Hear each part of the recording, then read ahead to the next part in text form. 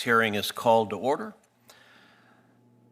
This hearing is focused on hidden in plain sight.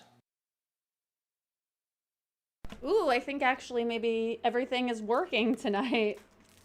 All right, good evening, YouTube. It is Wednesday night. Happy hump day. I am Mrs. Dave the Lawyer, aka Jacqueline Leah, and today we are streaming a Senate hearing from earlier today about the Muslim Brotherhood and their role today in America. So Ted Cruz is leading this hearing. Let's get started.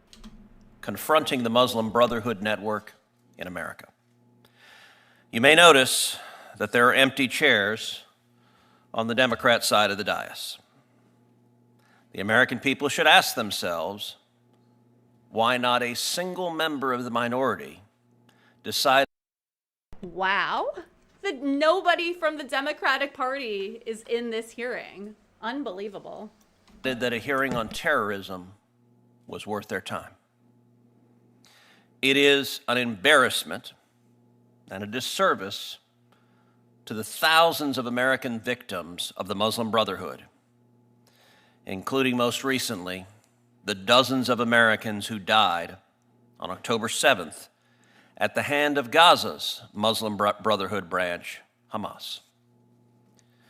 Beginning in the 1990s, America has endured a litany of terrorist attacks that we must never forget. The first, World Trade Center bombing, the Khobar Towers bombing, the East Africa Embassy bombings, the bombing of the USS Cole, and of course, September 11th. Yet as America prepares to confront Muslim jihadist terrorists overseas, a different challenge was already emerging, one that did not seek to conquer America through military force, but through a long-term influence campaign from within. In 1991, the Muslim Brotherhood drafted what became known as the Explanatory Memorandum, discovered by FBI investigators in 2004 in Annandale, Virginia, just across the river from where we sit today. The memorandum described what it called a, quote, civilizational jihadist process in North America. And it explained that process in unmistakable terms. It declared that the Brotherhood's work in America was, quote, a grand jihad in eliminating and destroying the Western civilization from within and sabotaging its miserable house by their hands and the hands of the believers. But the memorandum did not stop at simply describing an objective. It also explained how to get there. It called on the Brotherhood to, quote, master the art of coalition building and to, quote, absorb, contain, and cooperate with the existing Islamic organizations in order to advance its mission in North America. History has taught Americans the danger of dismissing determined jihadist movements because their ambitions seem too extreme to be real. The present members of this subcommittee will look at two questions. First, how the Muslim Brotherhood built its network in America. And second, what that network looks like today. The Muslim Brotherhood spawned Hamas, influenced the ideology of Al-Qaeda, and gave rise to multiple terrorist organizations. Egypt, Saudi Arabia, the UAE, and now the United States have all designated the Muslim Brotherhood as a terrorist organization. One of President Trump's most important national security accomplishments and the culmination of a decade-long effort that I've been proud to lead in Congress through repeated legislative measures. But what is less known is the Muslim Brotherhood's network right here in the United States. In 2008, the Holy Land Foundation, then the largest Muslim charity in America, was convicted on 108 counts of funneling money to Hamas, laundering funds, and tax fraud. 5 of its leaders received sentences of up to 65 years. Let me say that again. The largest Muslim charity in America in 2008 funded Hamas. The same Hamas that murdered over 1,200 innocent Israelis, as well as civilians from 52 other countries on October 7th. The same Hamas that kidnapped children, that raped women and little girls, that held innocents hostage, including dozens of Americans. The Holy Land Foundation trial produced an extraordinary body of evidence: wiretaps, internal memos, organizational charts, meeting transcripts, laying bare the Brotherhood's sprawling American infrastructure. Most importantly, prosecutors identified what they alleged was a broader network of organizations operating within the United States. That list included the Islamic Society of North America, the North American Islamic Trust, and most notably, the Council on American Islamic Relations, CAIR. These organizations did not appear overnight. They began on college campuses in the 1960s. They were built patiently over decades through exactly the kind of institution building and coalition building described in the explanatory memorandum. Now let's look at the Muslim Brotherhood network today and its influence in the United States today. In fact, just yesterday, Abdul El-Sayed, the son-in-law of a leading member of several Brotherhood groups, won Michigan's Democrat primary for U.S. Senate. Perfect timing for this hearing. Probably explains why no Democrats are here and none intend to attend. Because their campaign is now openly embracing terrorist organizations waging war on America. Behind El-Sayed's political rise sits a much older and more entrenched institutional network. At the center of this sprawling network is the Council on American Islamic Relations. CAIR was founded in 1994 by Brotherhood affiliates. Omar Ahmed and Nihad Awad, 2 of CAIR's founders, were both captured on FBI wiretaps at the 1993 Philadelphia meeting, where Brotherhood leaders plotted to undermine the Oslo peace process and rally broad support for Hamas in the States. Months later, CAIR emerged as a nonprofit. Many people associated with CAIR have actively aided terrorism and criminal efforts. For example, senior CAIR official Ghassan Elashi was sentenced to 65 years for funneling over $12 million to Hamas. Randall Royer, a former CAIR communications specialist, served 13 years for helping friends join the Taliban. Bassem Khafagi, CAIR's former community affairs director, was deported after pleading guilty to fraud.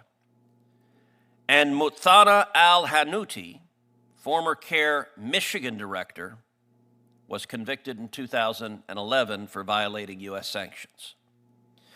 This pattern is not a coincidence. The Holy Land Foundation prosecution revealed that these organizations did not operate in isolation. They functioned as part of a broader Muslim Brotherhood ecosystem. When one organization collapses, another quickly emerges, often led by many of the same individuals. Consider the Islamic Association for Palestine, or IAP, one of the original Brotherhood organizations identified during the Holy Land Foundation trial. After IAP was driven into bankruptcy through civil liability for supporting terrorism, its leadership did not disappear. They simply reappeared elsewhere.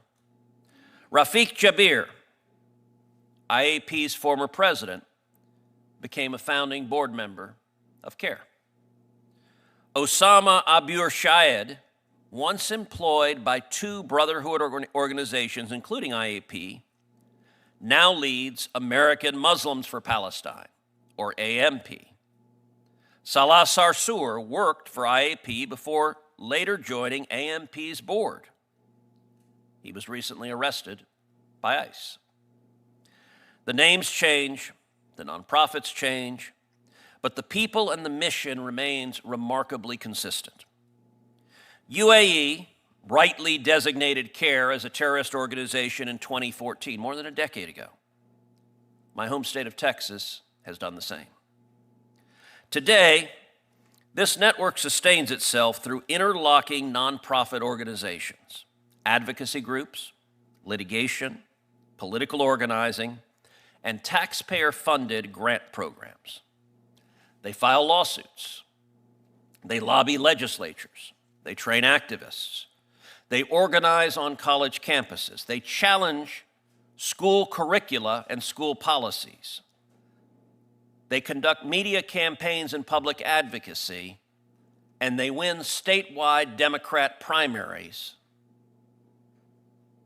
as recently as just yesterday. Consider how CARE's leaders responded after October 7th, when Hamas murdered more than 1,200 innocent people in Israel, the deadliest massacre of Jews since the Holocaust. CARE's executive director and co-founder, Nahad Awad, declared publicly that he was happy to see people breaking the siege. Happy at that horrific terrorist attack. Children murdered in their cribs. And Nahad Awad was, quote unquote, happy. I can't even share the photos and video footage that I have watched of what transpired on October 7th, because watching it will make you physically sick. On the very day that Hamas carried out its massacre, Zahra Ballou, executive director of CARE's San Francisco chapter, celebrated the attacks by posting, quote, "We are witnessing decolonization." Months later, she referred to Hamas leader Ismail Haniyeh as a martyr. CARE California CEO Hussam Alouche said, quote, "Israel should be attacked." Understand, terrorists slaughtered entire families, kidnapped children and grandparents, raped women, and burned civilians alive in their homes. How do we know this? Because they recorded it themselves. In many instances, the terrorists took video footage of their heinous act, gleefully screaming, "Allahu Akbar." They were proud of their barbarism. And CARE supported the attacks on Israel. CARE did not merely issue statements. They assisted the broader Muslim Brotherhood network as it coordinated legal support and strategic guidance for the violent campus encampments and riots at over 100 campuses around the country. The stories on college campuses were horrific. At the University of Washington, the granddaughter of Holocaust survivors was called names, spit at, laughed at, and told to, quote, "Go back to the gas chambers." Not a lot of subtlety. So I'm just going to preface a few things, because I'm probably not going to, I was going to say I'm not going to speak out a lot. That's not true. I'm going to try to control myself during this hearing and be very open-minded. So I just want to set some standards, because I know that this is a very hot topic, and I want you to know that I'm very much in the middle. And I've had, several conversations with Mr. Dave the lawyer about this. So first of all, I think that we have to address something in this hearing, we know that Senator Ted Cruz is a very big fan of Israel. I'm pretty sure he gets money from AIPAC, which is a U.S. PAC that supports Israel, and he's definitely traveled to Israel before. He's definitely a huge supporter of Israel.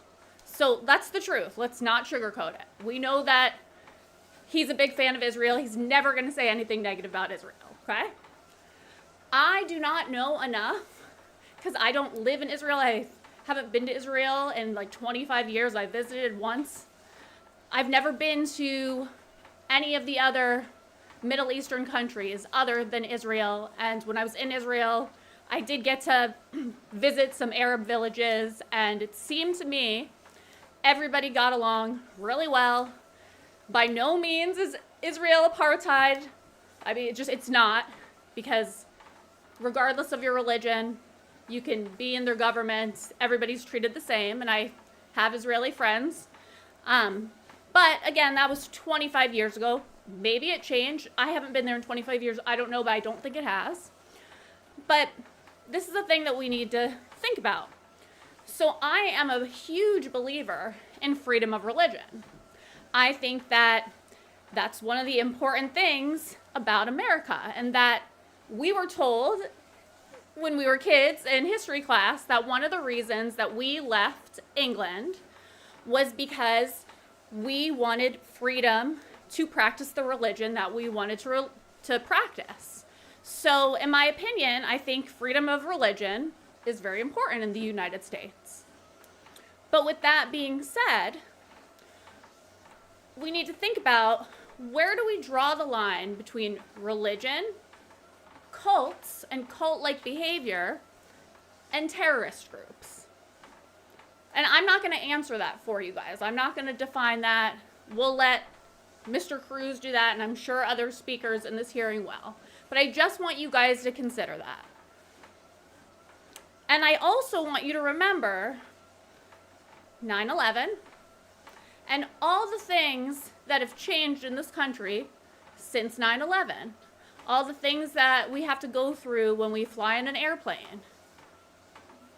It affects our lives, over 20 years after that incident. So I just want you to think about that. And the last thing I want you guys to think about is, when somebody comes from another country and immigrates legally here in our country, do we feel like they should assimilate? Should they assimilate into our culture, into our community? Should they have to learn English?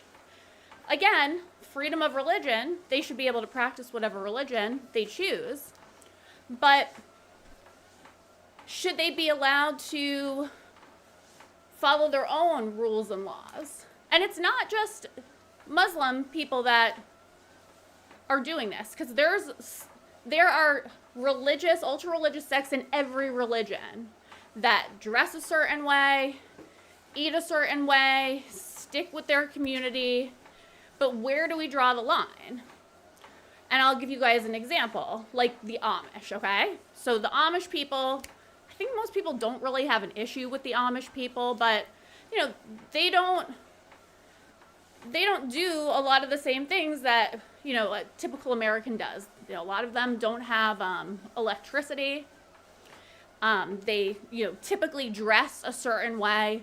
Some of them don't even drive cars. They still use horse and buggies. And they don't believe in vaccinations. And they enjoy the freedom in some states of being able to drink raw milk, but in some states they don't allow that. But where do we draw the line with, somebody that's like Amish? Like, are we supposed to force them to get vaccines because we think that in America everybody should be vaccinated? I know in some states you don't have to get vaccinated anymore, but it used to be you had to in order to attend public school. But I just want you guys to think about these things while we listen to this hearing, because this is a hot topic, and I think that there's a lot to think about. What I don't like that we see on TV and on social media, and what certain media groups and certain ultra groups, I'm not going to say what, but I feel like they've demonized an entire religion because of a subset of very extreme people. And I don't think that that's right. Personally, I have friends that are Muslim. They were born Muslim, they practice the Muslim religion, and we get along great. They're not anything like the people that Ted Cruz is describing. No issues with them. And actually, I studied world religion in depth. I actually, when I was in my 20s, I was an adjunct teacher at a private school, and I taught the philosophy of world religion. And one of the things that I felt when I was teaching the subject matter is a lot of religions are very similar. Very similar, same concepts, just different names. But a lot of the religions, even the kind of out there Eastern religions, they really have a lot of the same premises. It's really all not exactly the same, but it's all very similar in a lot of different ways. So I do want you guys to just consider that, because I don't think it's right that we stereotype an entire group of people based on I don't want to know if it's small or big, but based on their worst representatives. But tell me, guys, what you think in the chat. And nuance in that one. At Columbia, when Jewish students were engaged in a patriotic display of waving the American flag and the Israeli flag, an extremist posed with a poster saying, Al-Qassam's next target. Al-Qassam is the military arm of Hamas, responsible for conducting its terrorist organizations. Extremists are literally calling and advocating for the death of Jewish students on campus. And by the way, the extremist who was in that photograph was not from the Middle East. She was not Palestinian.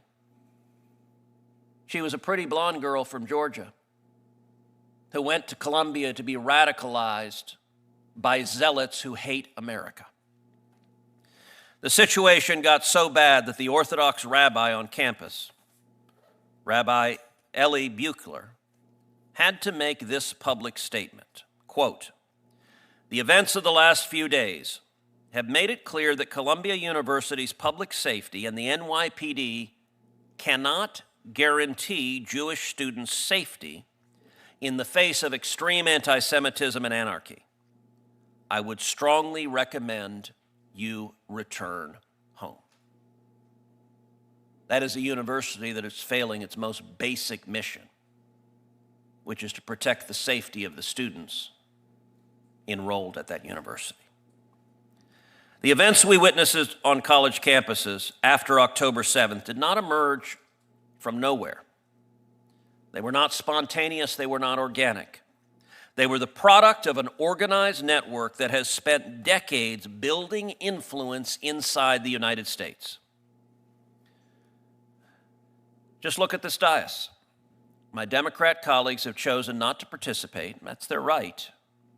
But an oversight hearing that one of the two major parties refuses even to see is exactly the outcome these organizations that we're discussing have spent 40 years working to produce.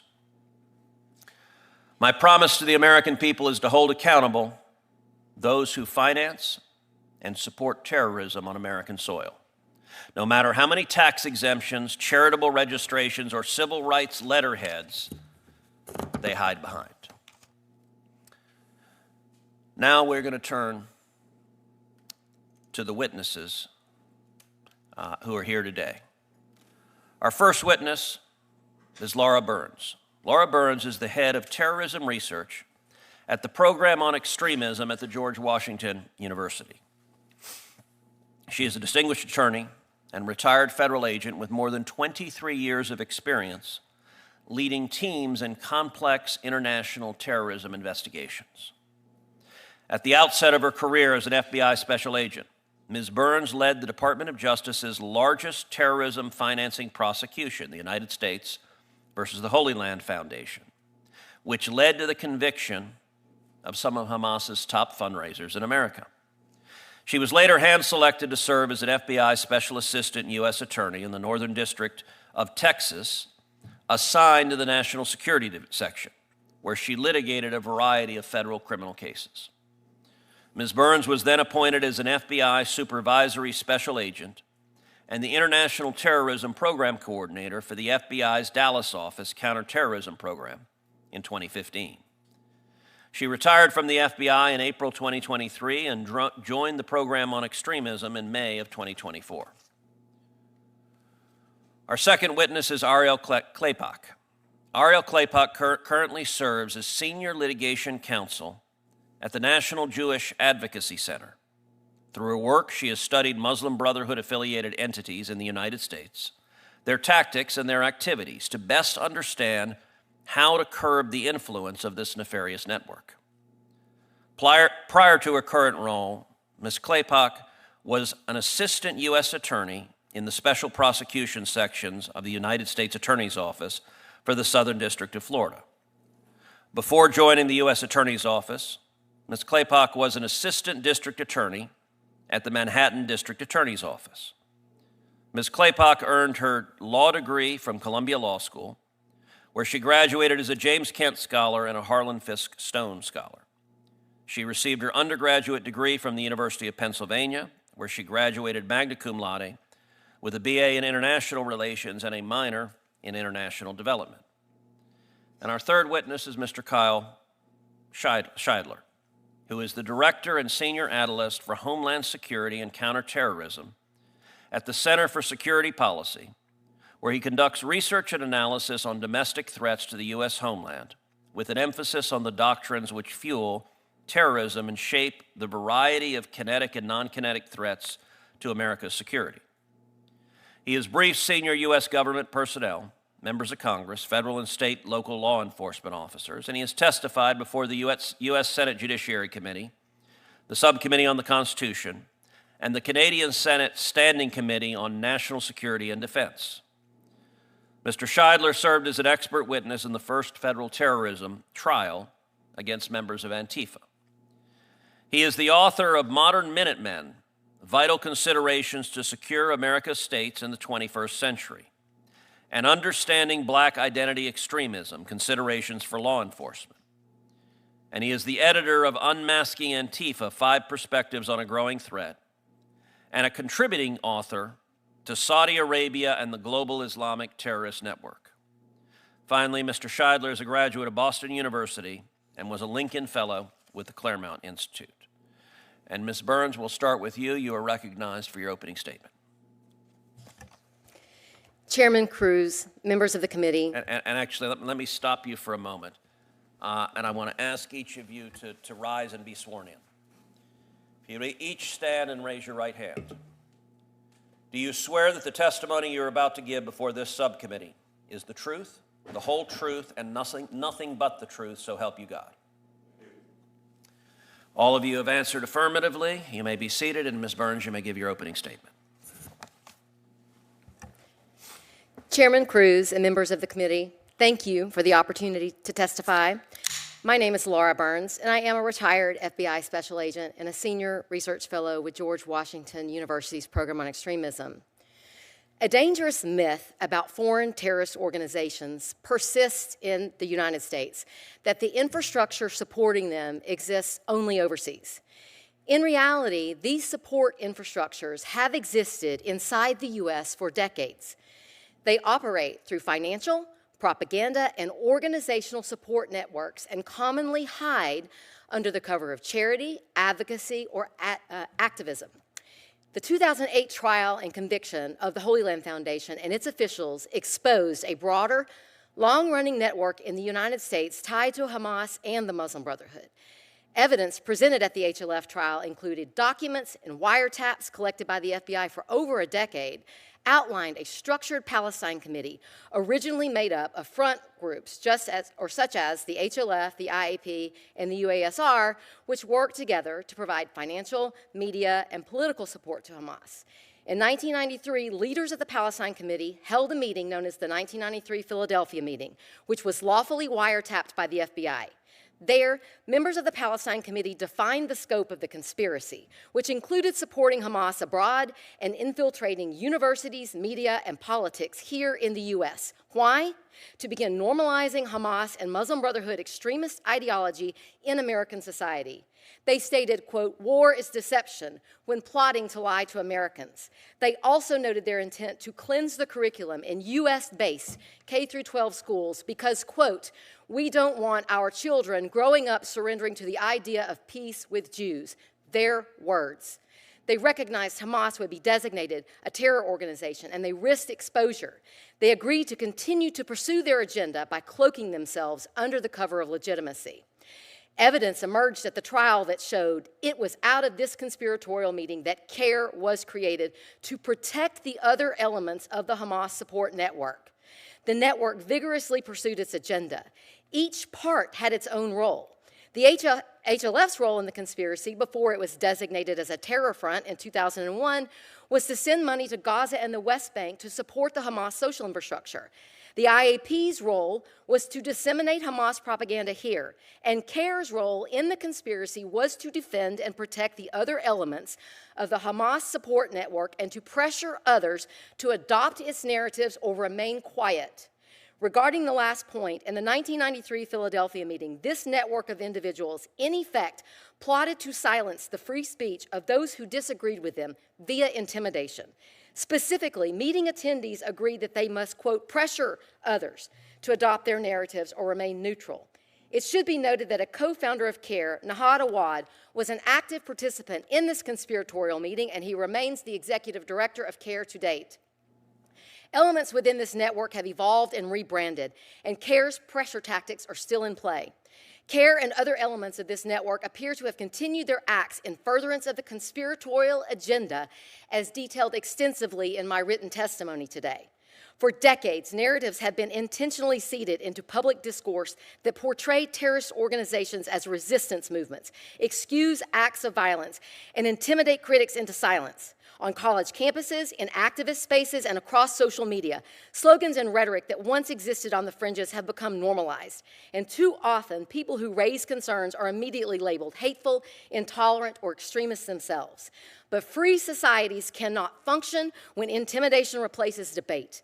The First Amendment protects speech, it protects dissent, it protects protest, but it does not protect material support to terrorism. It does not protect criminal conspiracies, and it does not require Americans to ignore evidence introduced in federal court simply because that evidence is politically uncomfortable. The history of this network is not in question. It was made public decades ago, but few paid attention. Now is the time to pay attention and understand the facts. The lesson from history is clear. Terrorist organizations do not survive on violence alone. They survive through networks that raise money, shape narratives, recruit supporters, and legitimize extremism. If we fail to recognize how those networks evolve and adapt, we will continue fighting yesterday's threats while tomorrow's are being built in plain sight. Our greatest vulnerability is not a lack of information. It is a failure to act on what decades of evidence have already revealed. Thank you very much. Thank you, Ms. Burns. Ms. Claypock, you're recognized for your opening statement. So I just want to say hi to a few members. Hi, Scotty. Hi, Jill. Hi, Albert. Hi, Spacey. Hi, PTS Demon. Thank you guys for coming in tonight. This is a lit chat. It's really interesting that we're talking about Islam and the Muslim Brotherhood, and everybody is just going crazy in the chat about Israel. I'm not going to comment on that. I'm just pointing that out. Thank you. Chairman Cruz and members of the committee, thank you for the opportunity to testify today. My name is Ariel Claypack, and I am Senior Litigation Counsel at the National Jewish Advocacy Center and a former federal prosecutor. When someone tells you who they are, believe them. The Muslim Brotherhood told us their strategy for the West, but don't take my word for it. They put it on paper. In 2004, the FBI seized a memorandum from the home of Muslim Brotherhood member and Hamas U.S.-based archivist Ismail el-Barase. The memo, written in 1991, described the work of the Muslim Brotherhood in the United States as, and I quote, a kind of grand jihad in eliminating and destroying Western society from within. In 1993, after the announcement of the Oslo Peace Accords, a peace agreement between the Israelis and the Palestinians, Muslim Brotherhood and Hamas members met in Philadelphia to discuss their plan to thwart the agreement. The FBI wiretapped the meeting, where the participants suggested the creation of a neutral-sounding organization for the purpose of deceiving Americans. That organization is the Council on American Islamic Relations, or CAIR. 35 years later, their plan is working just as designed. This is not a relic of the 1990s. It is a foreign terror-supporting movement on American soil targeting our Constitution and our founding principles. I would ask you to remember three things. These organizations are dangerous, they are in our schools, and they hide by abusing the very legal system they are working to dismantle. CAIR and its officials platform and maintain relationships with designated terrorists, not then, but today. Here are just a few examples. One, in 2025, the executive director of CAIR Ohio moderated an event that featured a member of Hamas. CAIR called it an oversight. Two, the International Union of Muslim Scholars, or IUMS, founded by the now designated foreign terrorist organization, the Egyptian Muslim Brotherhood, amplifies CAIR's work. This amplification is ongoing. This is the CAIR content that is on the IUMS website today. Three, CAIR's current executive director and 1993 meeting participant, Nihad Awad, has appeared at IUMS events, eulogized a U.S. designated terrorist who was also Osama bin Laden's spiritual leader, and openly celebrated Hamas's murder of civilians. Second, they are in our schools.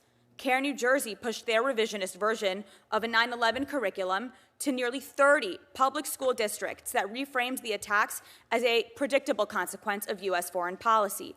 Imagine the kids in all those school districts walking around learning and believing that 9/11 was our fault. Other CAIR curricula warn teachers not to say radical Islamic terrorism, and CAIR boasts of its partnership with Chicago Public Schools, one of the largest in the country. Indoctrinating our children into believing that terrorism is justified resistance is the antithesis of everything this country stands for. Third, they abuse the legal system to shield themselves from discovery. For example, in Texas, where CAIR is challenging its terrorist designation, they have repeatedly resisted turning over discovery the judge has ordered them to produce. The state has had to file 4 different motions to compel the discovery that CAIR was already ordered to produce by the judge. When a former board member publicly exposed that CAIR was receiving foreign funding through the Washington Trust Foundation and hiding it from its own board, CAIR sued her for defamation, then dropped the suit the moment the discovery turned to its donor records. And in Virginia, CAIR's affiliate organization, American Muslims for Palestine, was held in civil contempt for defying the Virginia Attorney General in a fraud investigation. In Illinois, the same lawyers were ordered to pay attorney's fees for engaging in, quote, baseless discovery disputes in litigation that they have already dragged on for nearly 20 years. So what can we do? Thankfully, most of what is needed is simply to enforce the laws we already have. Treasury sanctions, material support and racketeering investigations, and IRS review of these so-called charities that were never legitimate in the first place. Those steps are detailed extensively in my written testimony. But if I leave you with one legislative fix, let it be this: close the successor organization loophole.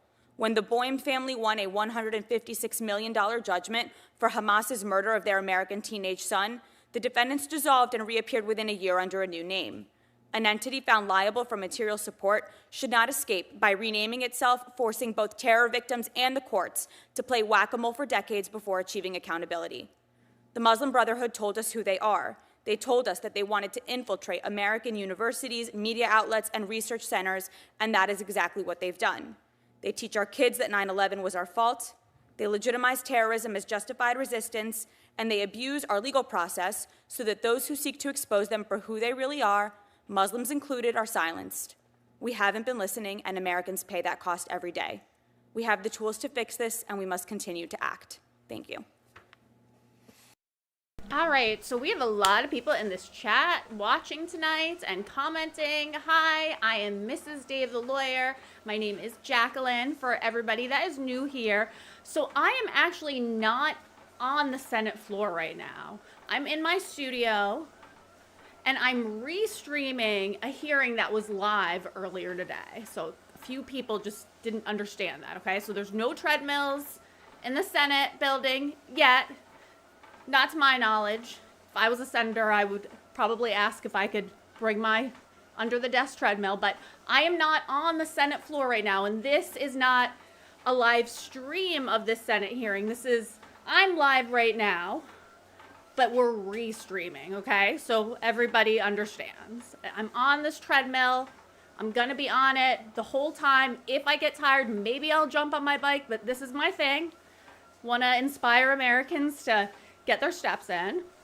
But let's continue. Thank you. Mr. Scheidler, you're recognized for your opening statement. Chairman Cruz, distinguished senators, I'd like to thank you for the opportunity to testify today. Because our court system is built on certain fundamental principles, including trial by jury, the government's burden of proof in criminal matters, and the right to confront one's accusers, courts, both civil and criminal, have been at the center of revelations of great consequence to our republic and its national security. Examples include the Chamber Hiss case and its famous pumpkin papers, exposing the role of the Communist Party of the United States in Soviet espionage, or the 1957 Appalachian New York raids, which convinced the federal law enforcement of the existence of the American Mafia. To these, we must add United States versus Holy Land Foundation for Relief and Development, prosecuted almost 2 decades ago, which exposed the existence and extensive reach of the Muslim Brotherhood in America since its arrival in 1962.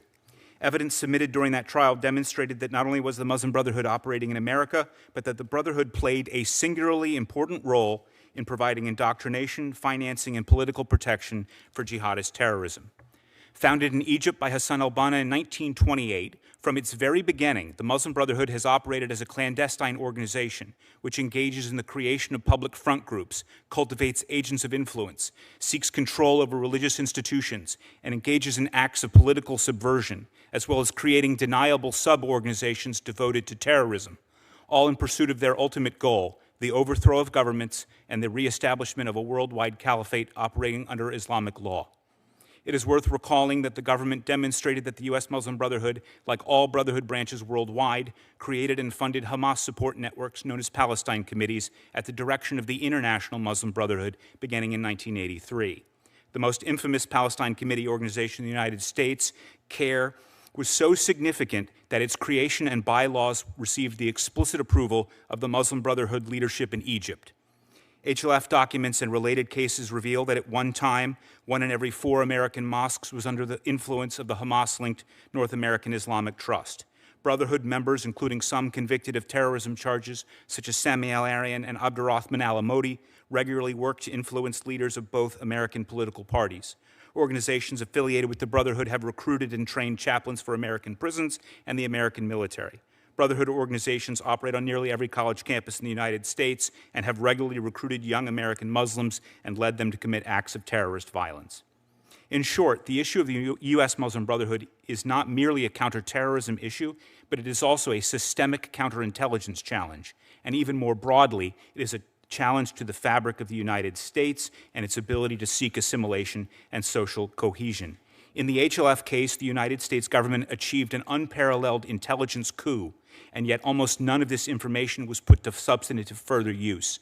HLF would be the last domestic Muslim Brotherhood charity designated by the U.S. Treasury Department. There were no further prosecutions for material support. It was the equivalent of cracking the Enigma code in 1939 and then never decoding another Nazi message. In 2008, the U.S. government had in its possession the name and rank of most leading Muslim Brotherhood figures in the United States. I would encourage the senators to demand, in an appropriate classified setting, that U.S. intelligence deliver the same levels of insight into Brotherhood operations today. The federal government's disinterest in the challenge of the Muslim Brotherhood has largely been answered by private efforts at the local and state level. These have included educational efforts, but also legislative and judicial responses. More than half a dozen state legislatures have passed resolutions condemning CARE. 2 states, Florida and Texas, have publicly declared the group a terrorist organization.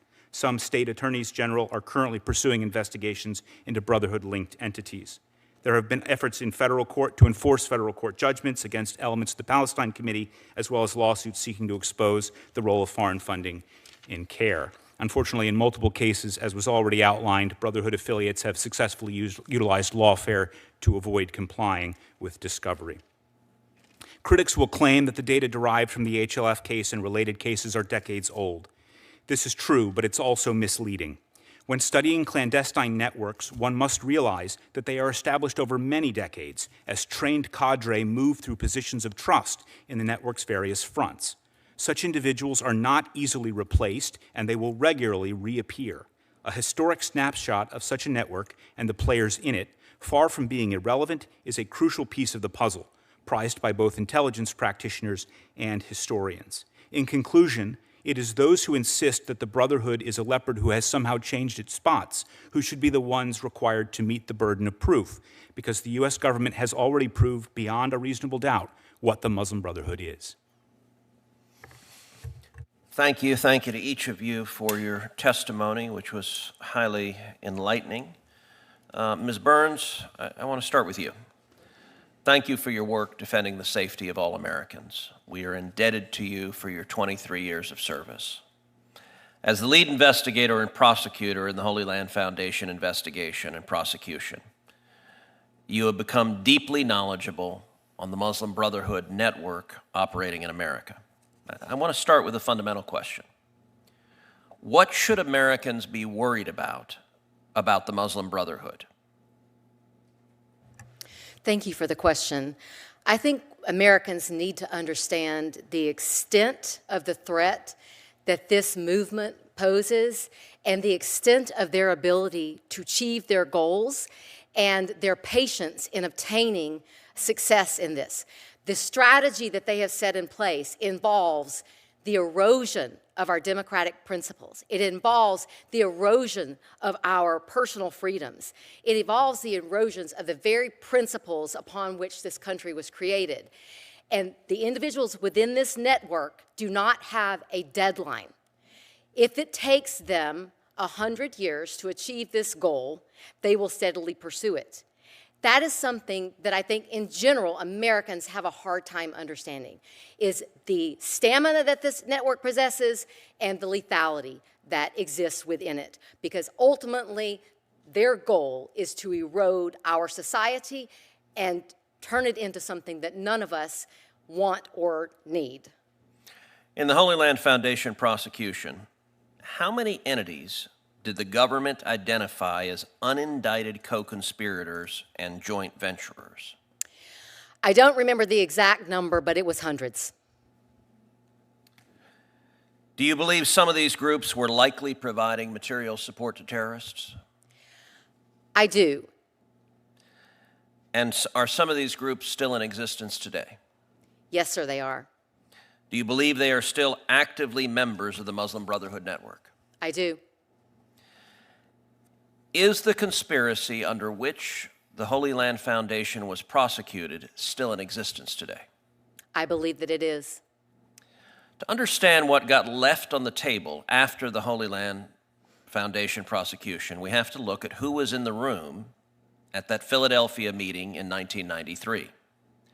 CARE was named as an unindicted co-conspirator in the Holy Land Foundation prosecution, correct?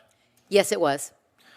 Has CARE, to your knowledge, ever formally disavowed the Holy Land Foundation? No, they have not. CARE was founded by Omar Ahmed and Nahad Awad. Both men were captured on FBI wiretaps at that infamous meeting where Hamas operatives discussed strategy on U.S. soil. Is that right? That's correct. Nahad Awad is still the executive director of CARE today. Is that right? He is. So when CARE tells this Congress it has no ties to Hamas, the documented record says otherwise. Is that correct? That is correct. Agent Burns, if you were still an active FBI agent today, with the evidence you developed in the Holy Land Foundation prosecution, would CARE be on your list of organizations warranting further investigation? It would. Ms. Burns, this is a letter that I sent to the FBI requesting the release of non-classified materials seized during the 2004 search of Ismail El-Barassi's home in Annandale, Virginia. To date, I have not received those documents. This letter was sent on April 16th, 2026. Ms. Burns, are you aware of anything unusual with the search of El Barassi's home that you would like to share with this committee? The search of El Barassi's home revealed a massive amount of documentation, what we call the archives of Hamas and the Muslim Brotherhood in the United States. It was the documents and video and audio tapes were, as seen in exhibits that were put forth in the Holy Land Foundation trial, groundbreaking in the understanding of this Muslim Brotherhood and Hamas network here. And they are key to understanding the extent and scope of this network. And am I correct that CARE showed up during the search of Al Barassi's home and attempted to obstruct the seizure of the documents? Yes, sir, they did. If the FBI released the non-classified documents tomorrow from the search, would the public understand this network better than it does today? I believe that the release of those documents, which would provide the ability for those of us who understand this network to conduct a full analysis, that we could use that to provide education to the general public about what this network really is. All right, Mr. Scheidler, let's turn to you. How long have you studied the history and activities of the Muslim Brotherhood? Since about 2007, 2008, actually with the rise of the Holy Land Foundation trial, it really piqued my interest, and it's fair to say it changed my entire career trajectory. Do you believe that there is a Muslim Brotherhood branch operating in the United States? Yes. Are there ever instances where the Brotherhood groups engage in America in acts of violence? Yes, there are. I would include individuals associated with Brotherhood-linked mosques who have engaged in acts of terrorism. I would include individuals associated with Muslim students associations, dozens of which have committed acts of terrorism. I would also include the role in the promotion of rioting and civil disorder conducted by groups like Students for Justice in Palestine and the Palestinian Youth Movement. What you've described is exactly why I introduced the Stop Funders Act, which would add rioting to the RICO predicate offenses so that the Justice Department can reach the entities that fund and coordinate these riots. Do Brotherhood groups in America also participate in electoral and coalition politics? Yes, sir, they do. Is that consistent with the Tom Keene framework described in the explanatory memorandum, working through existing institutions rather than displacing them? Yes, sir. As you described, it is a process of settlement by which they are creating and seizing control of institutions which they can then use to continue to build their efforts. Does Abdul El Sayed's candidacy for senator in Michigan concern you? Yes, sir, it does. Why is that?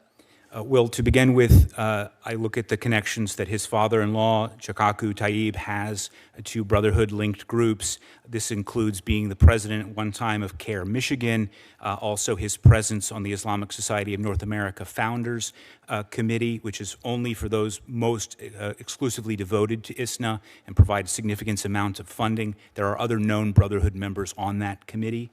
I would also look at El Sayed's ties to a group called Mgage, which purports to be a Muslim sort of get-out-the-vote or candidate recruitment organization, but it has close ties to CARE. It was created by a former CARE member who at one time was on a terror watch list and was also a consultant to convicted terrorist Samuel Arian.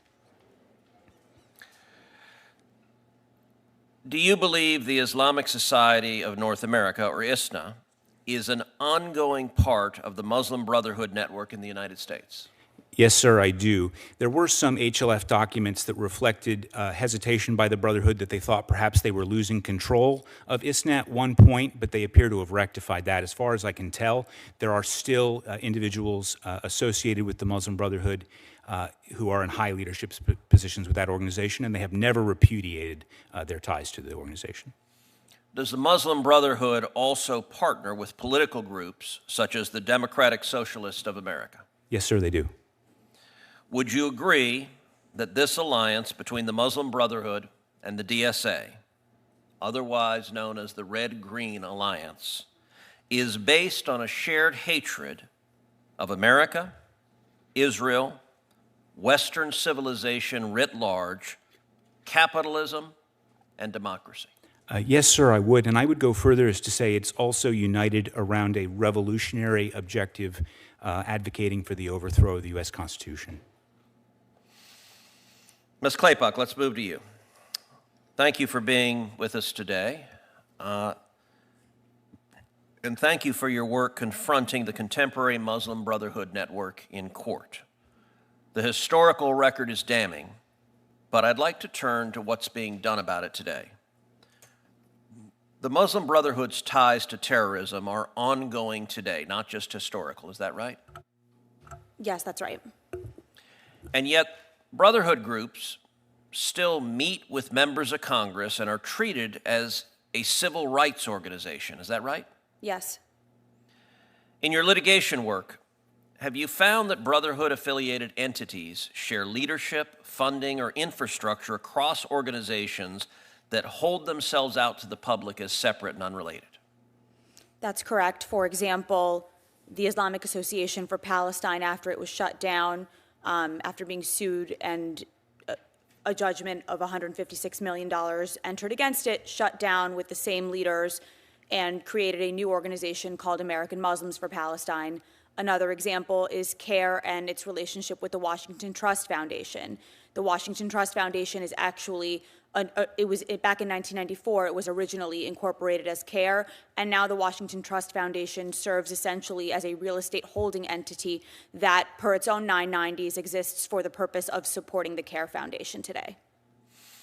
Well, and that's why I introduced the Sponsor Act, which would hold tax-exempt fiscal sponsors liable for what their sponsored entities do. The loopholes and the manipulation of our tax code needs to end. Ms. Claypuck, since approximately 2022, have state and federal grant programs become a primary source of financial support for significant portions of the CARE ecosystem? That's correct. I believe it was about $54 million in federal grant money was received by CARE California.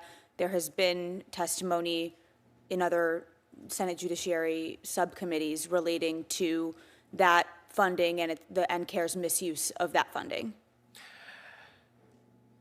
You mentioned CARE California. In 2024 IRS filings, CARE California reported distributing more than $4 million in subgrants to 39 other organizations. Is that right? Yes. Roughly $185,000 of that went to California chapters of the Muslim American Society, an organization that George Washington University's program on extremism identifies as a Brotherhood legacy group. Is that right? That's right, and federal prosecutors also called the Muslim American Society the overt arm of the Muslim Brotherhood in the United States.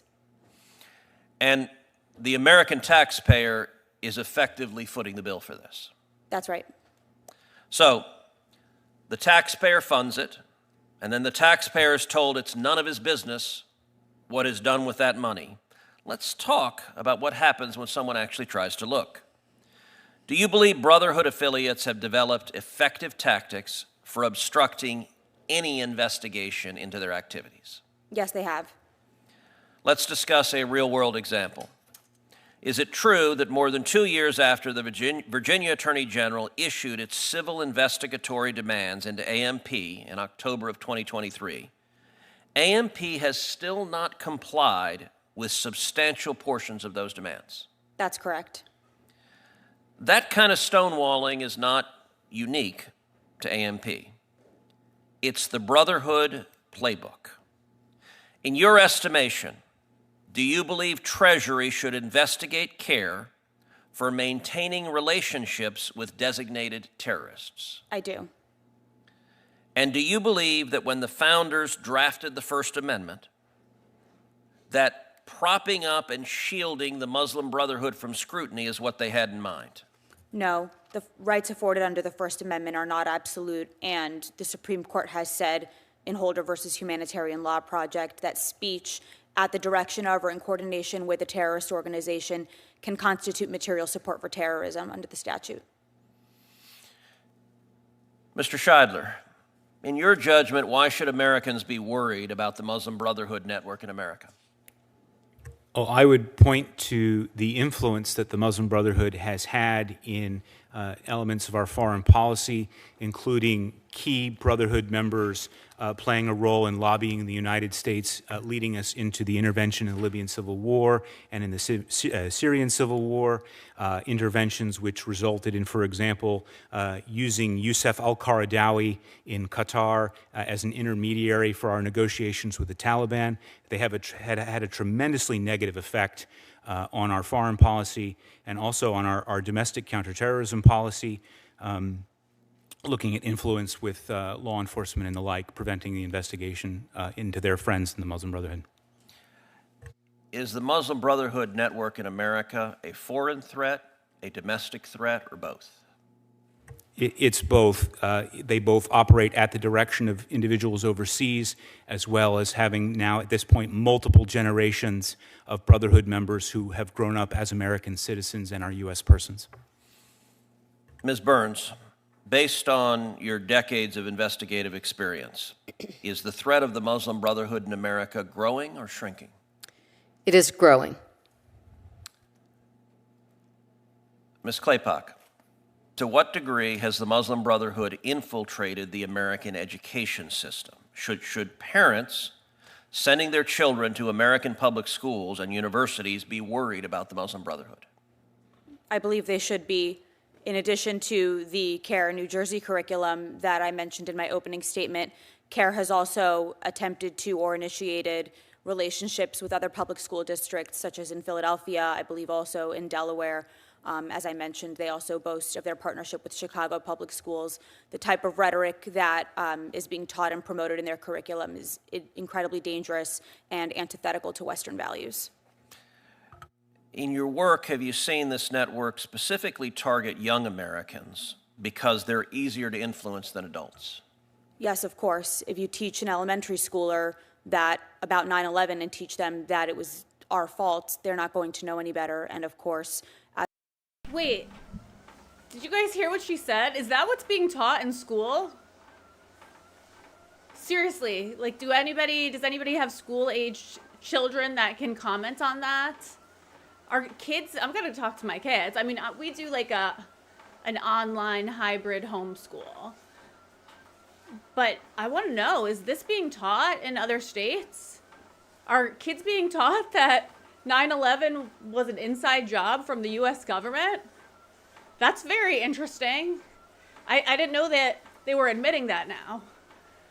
Please comment if this is something that your kids talk about with you, because that's what she just said. This has already been testified by the other witnesses on the panel. We've seen the infiltration of the Muslim Brotherhood network on college campuses, exactly as the Muslim Brotherhood set out to do in that 1993 meeting when they said that they would infiltrate American universities specifically. Ms. Claypock, following the letter that Senator Cotton and Representative Stefanik sent to the Department of Treasury in October 2025, requesting an investigation into CARE's ties to Hamas, CARE responded by claiming that a federal appeals court had ruled the government's identification of these groups as co-conspirators was unconstitutional. Is that characterization accurate? No. In fact, I believe the language of the district court in the ruling upholding the unindicted co-conspirator list was that there was ample evidence to support both CARE and NATE and other organizations' inclusion on that list, and that ruling was upheld, I believe, by the Fifth Circuit. In fact, as you just noted, the Fifth Circuit did the opposite, affirming the district court's decision to deny CARE's motion to strike its name from the unindicted co-conspirator list. Is that right? Yes. And that ruling, finding sufficient evidence of CARE's involvement in the conspiracy as the successor organization to the Islamic Association for Palestine, has never been reversed. Is that right? I believe that is the ruling that found that CARE's inclusion on the unindicted co-conspirator list was valid and not unconstitutional. I don't believe that that has ever been overturned.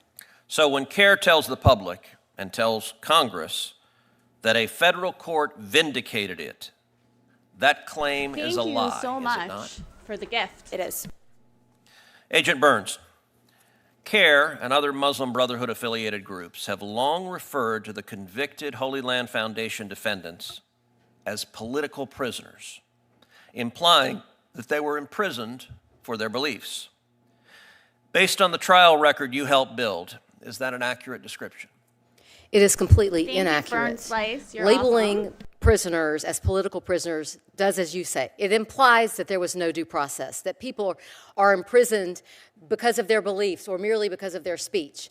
And in this instance, the Holy Land Foundation and 5 of its officers were tried by a jury of 12 jurors who were hand-selected by the prosecution and the defense, the jurors who found, beyond a reasonable doubt, that these individuals and the organization committed the crime of providing material support to terrorism under 18 U.S.C. 2339B. And then the defense appealed that judgment on many grounds to the Fifth Circuit, and the Fifth Circuit examined all of those issues and wrote a lengthy, almost 100-page opinion addressing those issues and affirming the convictions. And then the defendants applied for certiorari with the Supreme Court, who denied it. Therefore, they received exactly what our Constitution provides, due process, and expended all of their efforts challenging that. So I would say that that is an absolute mischaracterization of those individuals in that entity. And isn't it true that those men were convicted by a jury on all counts after weeks of testimony, wiretaps, financial records establishing that they knowingly funneled money to a designated terrorist organization? Yes. Mr. Scheidler, how important? So there's a good comment in here from Constance. Islam should never be taught in our school. No religion, none, should be in our schools. Separation of state from church. We are a Christian nation. And I have to agree with that. There is a separation between church and state.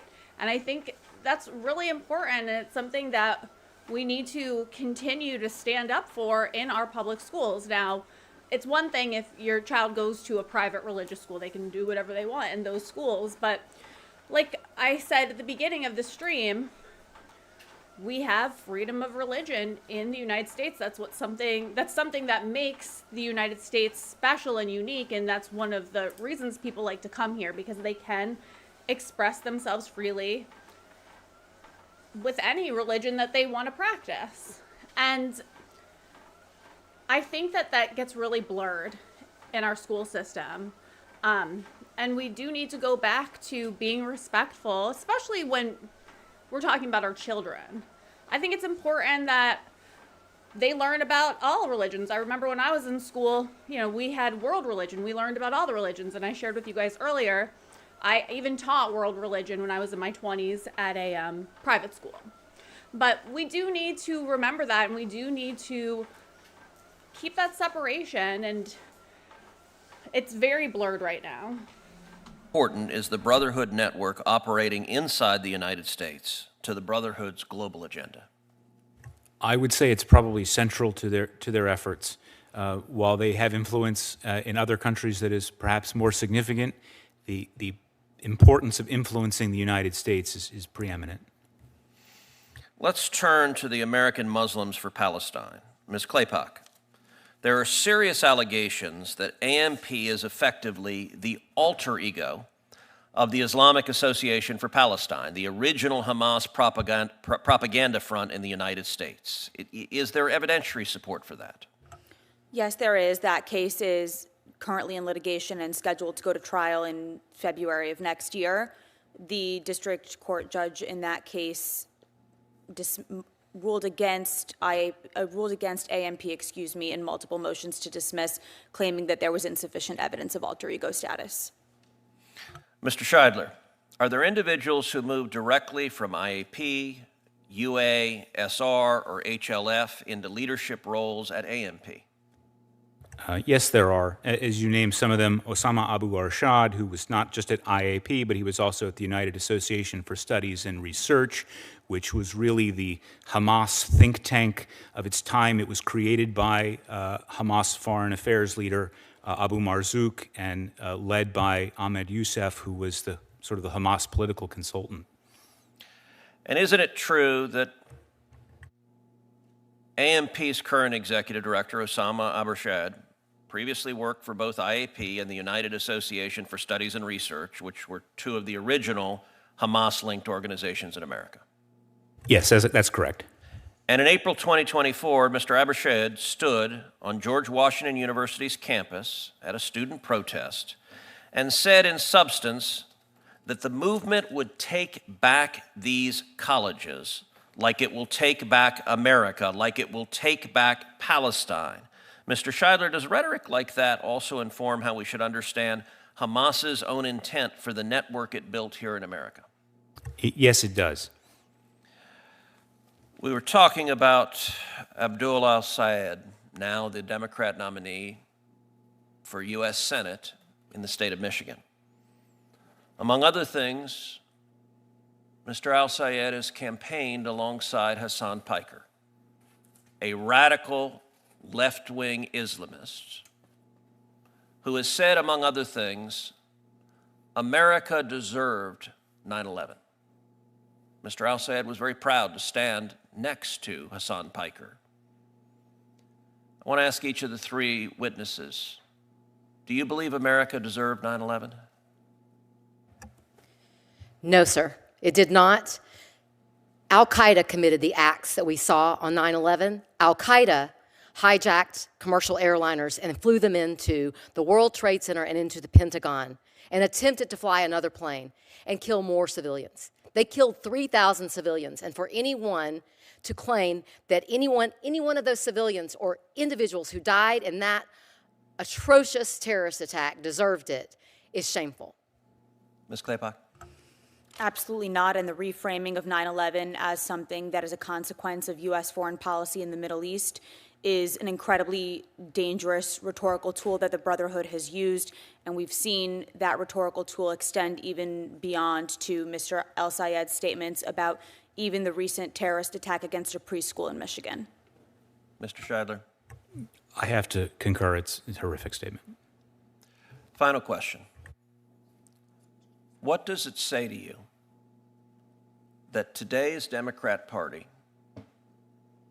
is proudly supporting Mr. al-Sayed as a Michigan U.S. Senate candidate and will funnel money, support, and advocacy behind his candidacy, notwithstanding his willingness to embrace someone like Hassan Piker, who says America deserved 9/11? Mr. Scheidler? Oh, I would say it shows the success of the Muslim Brotherhood network over multiple decades, that they achieved what they said they were going to achieve, which was to normalize support for Hamas, normalize support for terrorism. Ms. Claypock? I would concur with that. The classification of this hearing and this endeavor as Islamophobic says a lot about the failure of one party in this country to confront the terrorist threat that faces our nation. I would say that the most Islamophobic or racist thing about this endeavor is the fact that the Democrats can't look at terrorists because they purport that it reflects all Muslims. Ms. Burns? I would say that embracing Muslim Brotherhood rhetoric and furthering the Muslim Brotherhood's agenda in this country will result in the erosion of our government, the erosion of the fabric of our society, and it poses a threat to our national security and should be treated as such. Well, I want to thank each of the witnesses for your testimony. It was highly enlightening, and I hope that the administration listens to your testimony carefully, and I hope we see real action from the Department of Justice, the Department of Treasury, the FBI, and elsewhere following up and protecting the American people from what I believe is a clear and present danger to our safety and security. This concludes our hearing. Written questions can. Ooh, this was a quick one. So guess what? We get to stream the Social Security hearing from earlier today also. So if you guys can just hang with me like 2 minutes, because a few of you asked about that when I first came on. I almost did the Social Security one first, but we got time. So give me 2 minutes. I'm going to go pop on the Social Security stream from earlier today. Hang out. I'll be right back.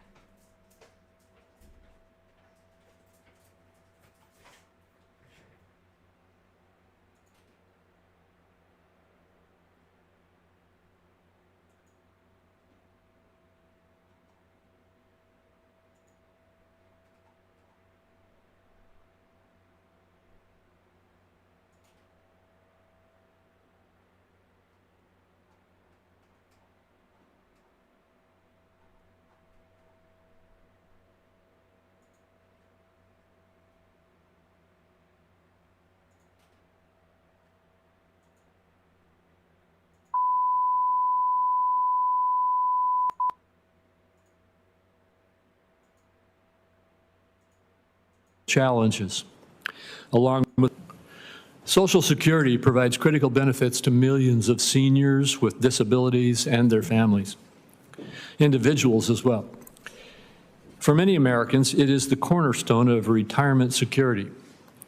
It also provides vital support to workers who can no longer earn a living due to severe injury or illness and to families who have lost a loved one. For decades, the Social Security Board of Trustees has recommended that Congress act quickly to address the program's long-term financial challenges. According to the trustees' latest projections, the Old Age and Survivors Insurance Trust Fund will be exhausted in late 2032. If Congress fails to act before then, incoming program revenues will be sufficient to pay only 78% of the promised benefits. Congress has a responsibility to protect and strengthen Social Security for current beneficiaries and future generations.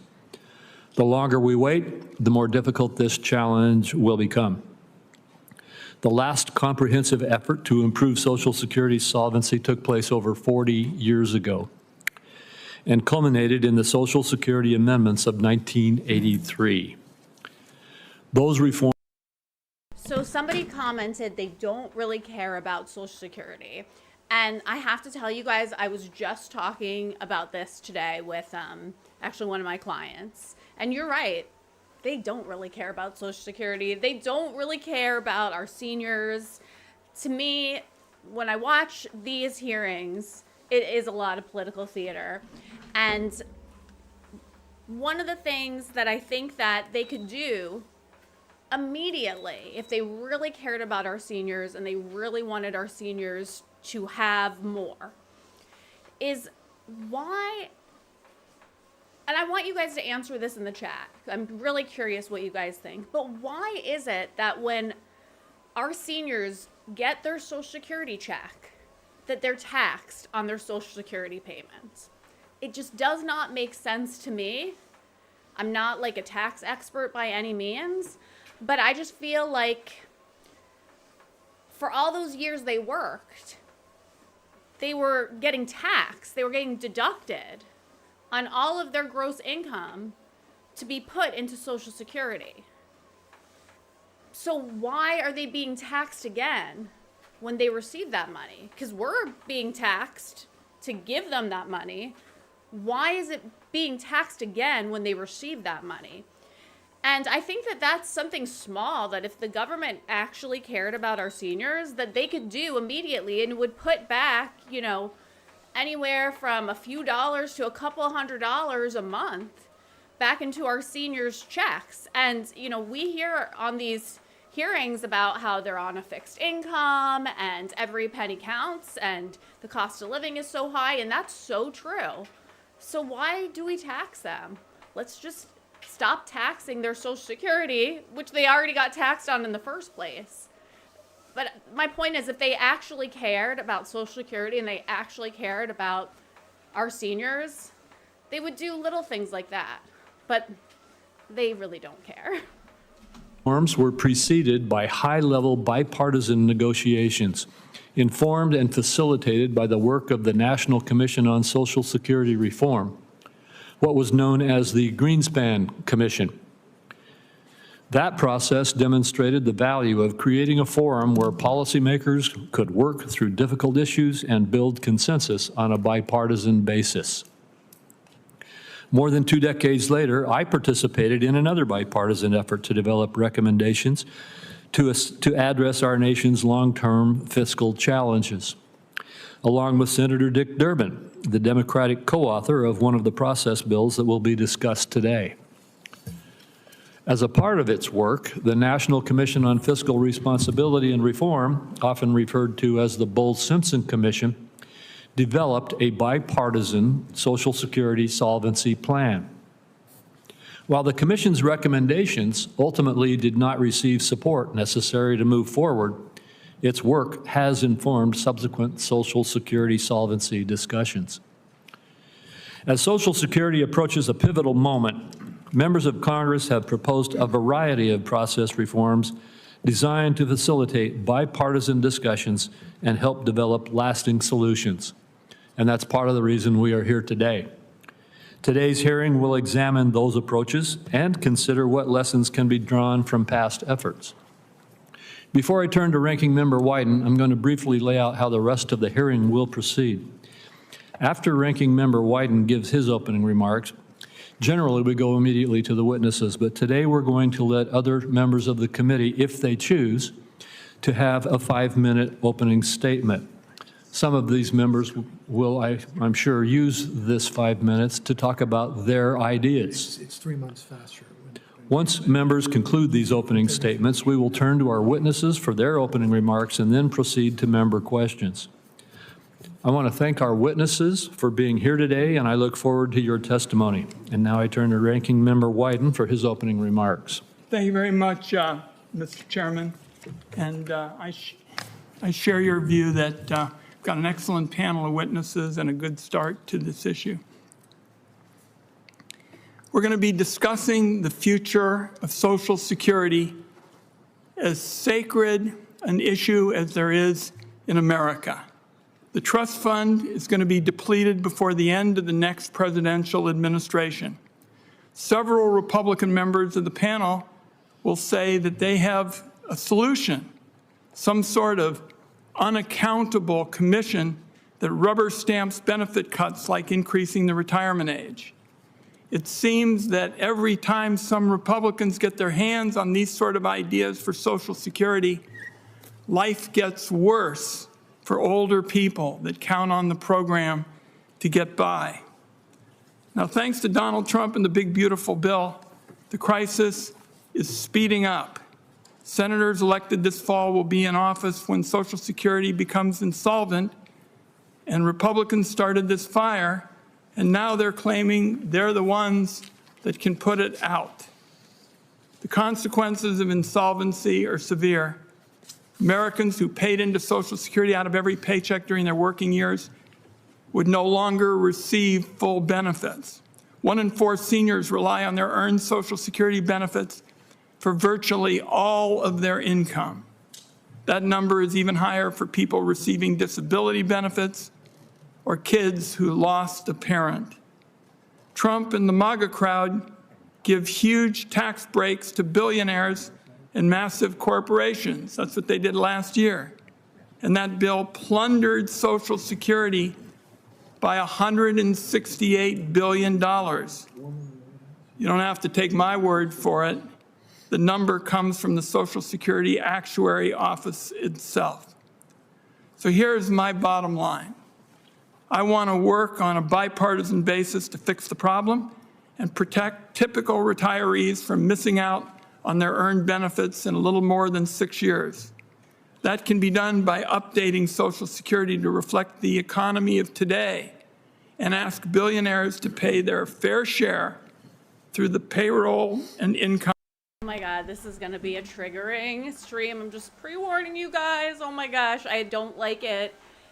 when this guy goes on a tangent about paying your fair share and our poor seniors. He was the senator that I was thinking about earlier that, you know, just gives us this whole song and dance about our poor seniors. But like I said earlier, there are many things that they have the power to do to help our seniors, and they just don't do them. Instead, he's going to cry and tell you that Republicans are bad and they're giving money through tax breaks to their billionaire friends.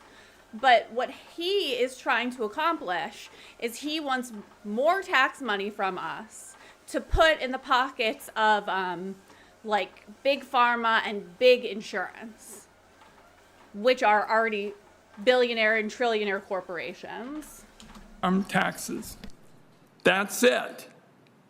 So I wish that the Finance Committee was here to make sure that we have a substantive debate.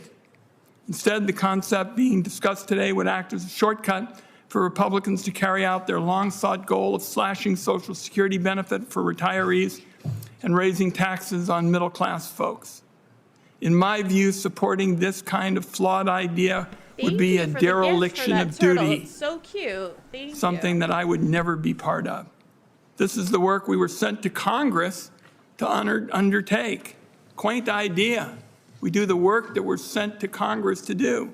Handing off that responsibility to somebody else, to me, is just buck passing. Dr. Rowley, you are on a roll tonight. I agree with so much of the stuff that you're writing. He wrote 6.2% unmatched, or 12% after matching over 30 years of working better self-invested. And you're exactly correct. And we talked about this, I don't know, like a month ago. There was another hearing about Social Security and Medicare. And I remember when I was growing up, my dad would complain, and he's a financial advisor, but he would complain that he wishes he didn't have to pay as much as he was paying to Social Security. He would have rather taken that money and given it to his mom, who was, you know, in her 70s and 80s at the time. And, you know, he just ingrained in me that if you took the same money that you were paying to Social Security and you privately invested it, you would literally have, you know, over $1 million, if not more, when you're ready to retire. And the main issue with Social Security, and I'm sure you guys agree with me, is that it was designed in the 1930s, but the original design was you're getting money taken out of your paycheck, and the government is investing it for you, putting it aside so you don't have to worry about it. And then when you're ready to retire at age 63 or 65 or whatever the retirement age was back then, they have this invested money that's been accruing interest all these years while you're working. You have to work, you know, 40 plus quarters to even get it. And you're going to get a monthly income. You don't have to worry about it. The government's handling it for you. And if it was used the way that it's supposed to be used, would have worked great, right? But the problem is, it was only utilized, that system was only utilized for a few years. I believe it was like, I want to say 1939, but don't quote me on that. We stopped doing that method. We stopped investing that money. And now, literally, Social Security is like a Ponzi scheme. And I've done a lot of research into it, but the government says it's not a Ponzi scheme. It's not a pyramid scheme, because they're not trying to pretend that they're investing it. It's not a Ponzi scheme because they're telling you we're not investing it. We have to rely on the current taxpayer Social Security withholding to fund our current seniors, okay? So they're telling us this. They're telling us this, so that's why it's not a Ponzi scheme, because they're telling us what they're doing. I think it's just very unacceptable. And I mean, I could go on about this, but let's continue and we'll discuss more in the chat. So in the words of basketball great Allen Iverson, and I quote, "We're talking about practice, not a game. We're talking about practice."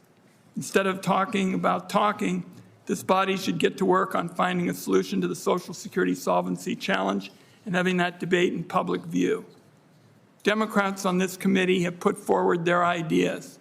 Through our plan, Social Security can be secured indefinitely into the future without a single dime of cuts to a current or future retiree.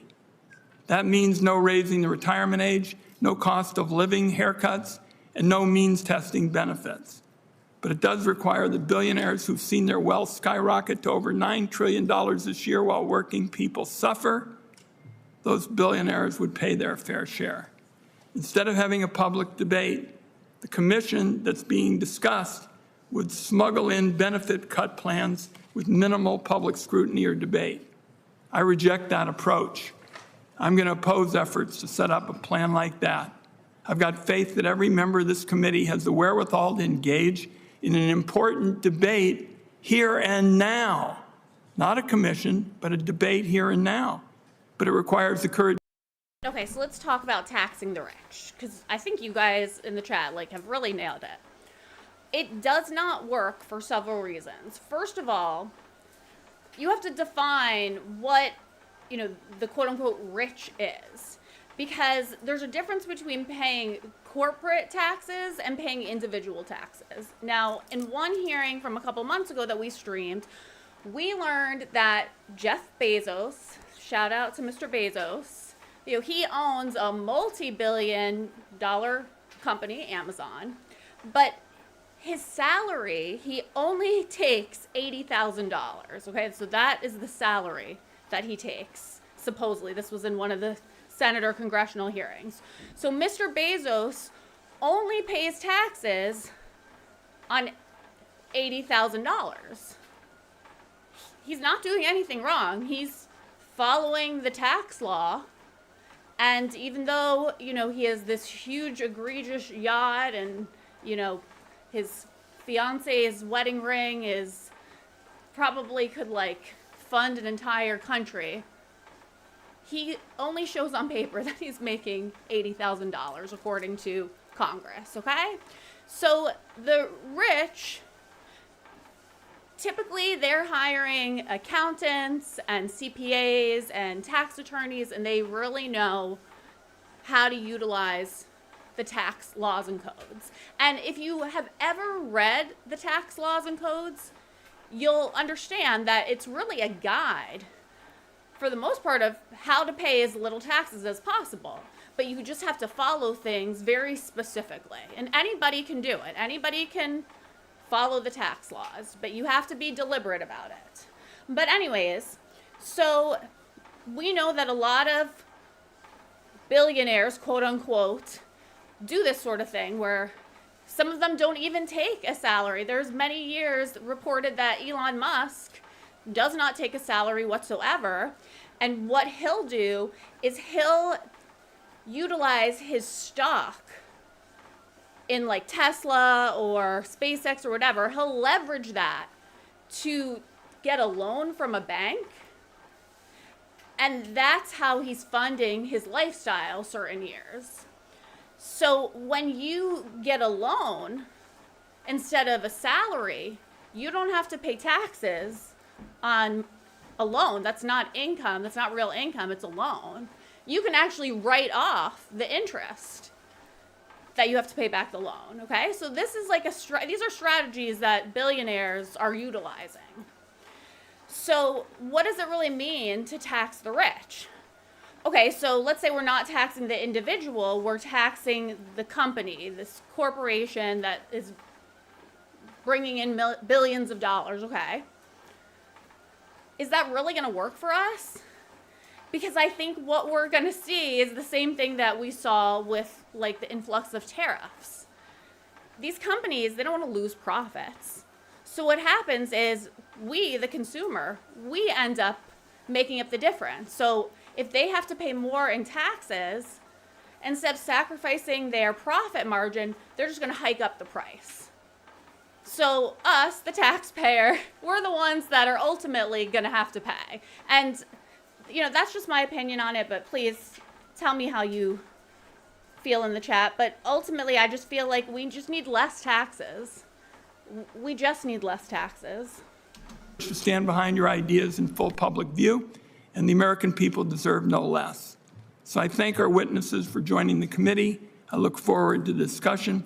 Mr. Chairman, as we discussed, I would ask unanimous consent to enter into the record a statement from Senator Gillibrand, and I would also ask unanimous consent to enter into the record a statement from the Alliance for Retired Americans, and that's a request for both documents. Without objection. Thank you, Mr. Chairman.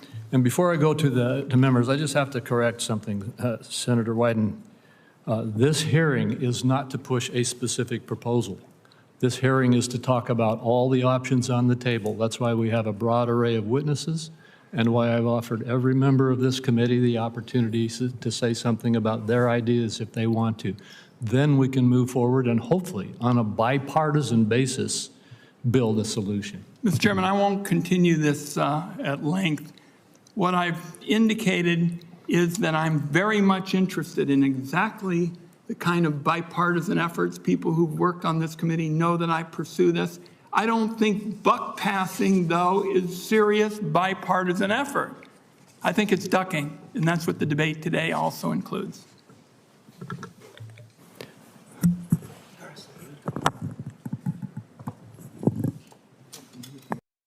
Said everybody will pay their fair share into it, just it must be protected and just for Social Security and nothing else. And I mean, I agree with that. And I think it's really scary, and I think it would be extremely unfair if our Congress decided to pull the plug on Social Security.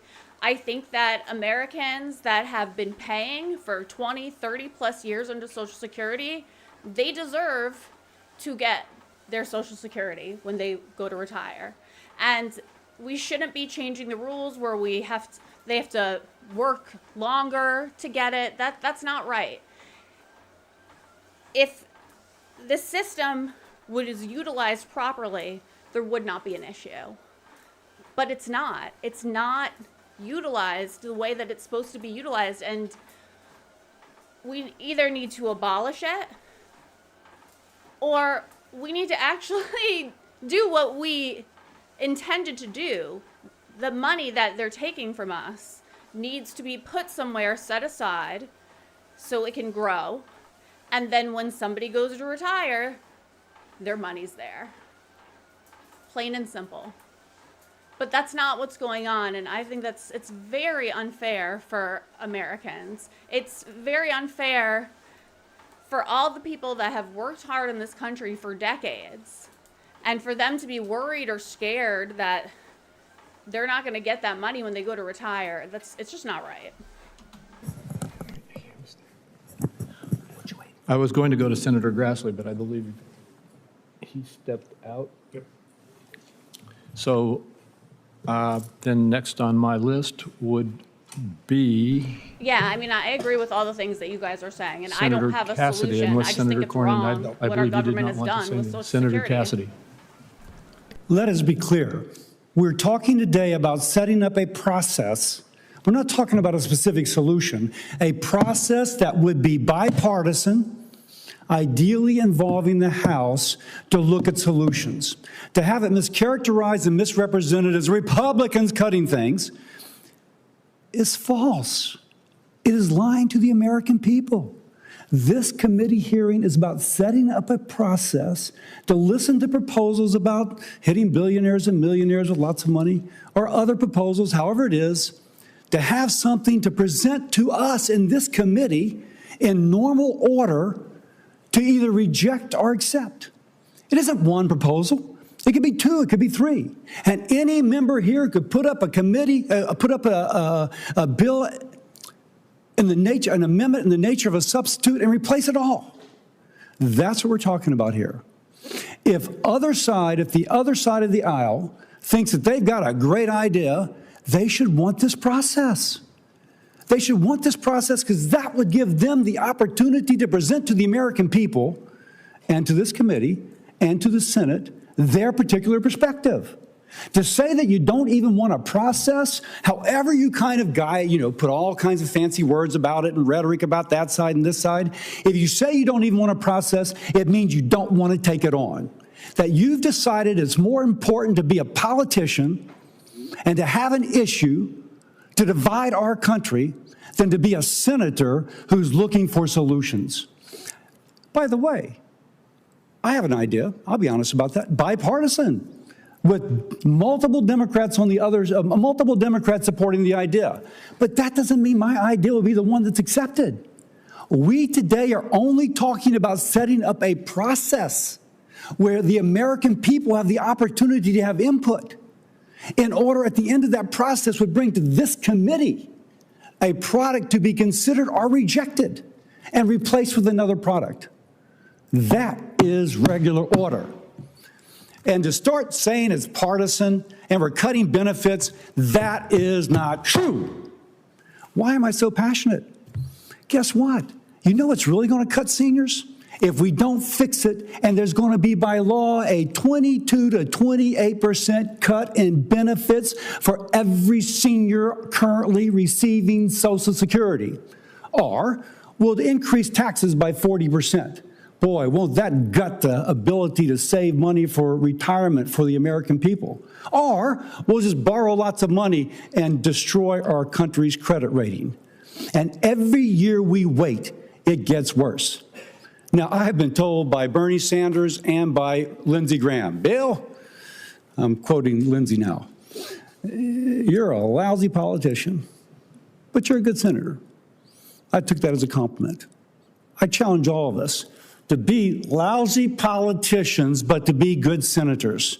Because right now, the longer we wait, the harder it is for our country, and the more that a senior is going to see their benefits go away, and the more the American people, more likely the American people will see their taxes go up, or our country will have to borrow so much money that we will go into oblivion.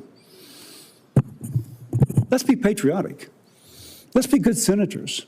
Let's be here to make the hard decisions. No, not on a particular solution, because what we're considering today is only a process bill. It sets up not an independent commission which is isolated from the influence of the voters. It sets up something which ultimately comes to this committee. This committee, with everybody on this committee answerable to the voters, and everybody on this committee then having to take a vote on either that which is produced or an amendment in the nature of a substitute. That would again go to the floor of the Senate, where every senator who's answerable to the people of his state or her state would again have a chance to weigh in. This is the way the process is supposed to work. And what we're considering today is basically a time agreement. And time agreements are how things are done around here. I am so frustrated by this kind of, let's be political. Let's just one more time use this as a wedge issue. No, let's be good senators. Let's be good senators. Let's vote for a bill that sets up a process in which anybody's proposal can be considered, heard, and voted on and chosen. This is not about a solution. This is about a process to arrive at a solution. If you care about the United States and if you care about seniors, we should be voting for this bill today. Thank you, Senator Cassidy. Senator Warner. Well, thank you, Mr. Chairman, and thank you for holding this hearing. Good to see some folks like Mark on the panel. You know, this is something, I appreciate everybody's passion on this issue that you and I worked on, Mr. Chairman. Yes. We started, I think, our first gang. That's right. Gang of 6. We didn't obviously get it done, or we wouldn't be here today still debating this issue. I do believe the only way we're going to get this solved, though, is through a bipartisan effort. We know Social Security is the most important commitment our country makes to seniors and to surviving spouses and children, people with disabilities. It supports 70 million Americans. It ensures another 239 million workers against the risk of aging, disability, and death of a spouse or a parent. We also know that in 6 years, and one of the things about this, where I agree with Senator Cassidy, some of this is, it's math. We're going to hit this cliff. In the fourth quarter of 2032, retirement trust fund is depleted, and every beneficiary takes an automatic cut of about 22%. That's what happens if we do nothing. For Virginians, it means nearly 1.5 million Virginians who receive some form of Social Security benefits will have a dramatic cut in those benefits. And when the trust fund runs dry, the average Virginia retiree stands to lose more than $500 a month. In my state, that's close to $9 billion taken out of the pockets of Virginia seniors. A typical couple retiring in 2033 would lose nearly $17,000 a year. You know, this is going to be a disaster. And the thing that's also coming on top of this is, as I know the chairman and ranking member knows, the Medicare Hospital Insurance Fund is about to go solvent a few months after that. That's another hit of 11%. So, and for those of us who have been talking about this, we go way, way back in time, in 2010, when we were starting some of these efforts, Social Security's 75-year shortfall was $5.4 trillion in 2010 dollars. Now it's $30 trillion. And I think we all know every year the math gets uglier. We can talk about the processes. The one thing that we looked at, and I look forward to continuing, I've laid out ideas, taken hits from both sides on some of the ideas I had. One thing I hope, as we are forced to grapple with this, that whatever situation around caps and age and benefits, that we also set in process something where we don't wait another 30 or 40 years before we take it up again. One of the things, Mr. Chairman, you and I worked on together was something that said, you know, every 10 years you'd have an automatic reset to make it the trust fund solvent for 50 years going forward. So you don't allow us to get into the ditch we're at this point. I'm open to all ideas. Again, as somebody who's already taken the hits on laying out some controversial ideas, I think that we're going to have to come back and address them again. But I do believe that having these kind of hearings to set up this stage so that we know it's coming. We can't pretend like it's we didn't see this coming very directly. And obviously, as I think those of us who've wrestled with versus Medicare, which is a real challenge, this one starts with just plain old math. And I think reasonable people working on this could maybe get it right. We might not even need to go to a AI-based solution.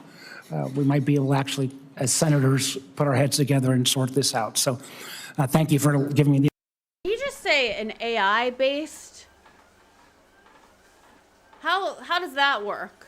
I have an idea, guys. Why don't we replace our senators with AI? I think that may be a better idea. Let's just replace all of the House, all of the Senate with AI robots or AI bots. The opportunity to make an opening statement. I look forward to the hearing. Thank you. Thank you, Senator Warner. And I, too, fondly remember our work together on the Gang of Six, and I hope we can do another similar endeavor that puts it over the goal line this time. Senator Johnson. Hey, Mr. Chairman, you know, my 30 years in manufacturing solved an awful lot of problems, and you realize there's a process to solving a problem. You know, the first is to admit you have one, which I think we all admit we have the problem. The second step is even more crucial, so you have to properly define it. The last step is the solutions. And around here, what what seems to happen all the time is everybody's got their piece of legislation, they've already got the solution, but they haven't properly defined the problem. So let me, I guess, throw out there, the problem we have to deal with is the fact we're $40 trillion in debt, heading to $60 trillion. We need to agree on common facts, okay?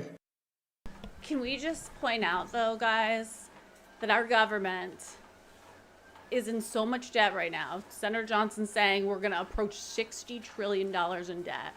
And this is the same government that allows companies to assign the American people a credit score. We get assigned a credit score.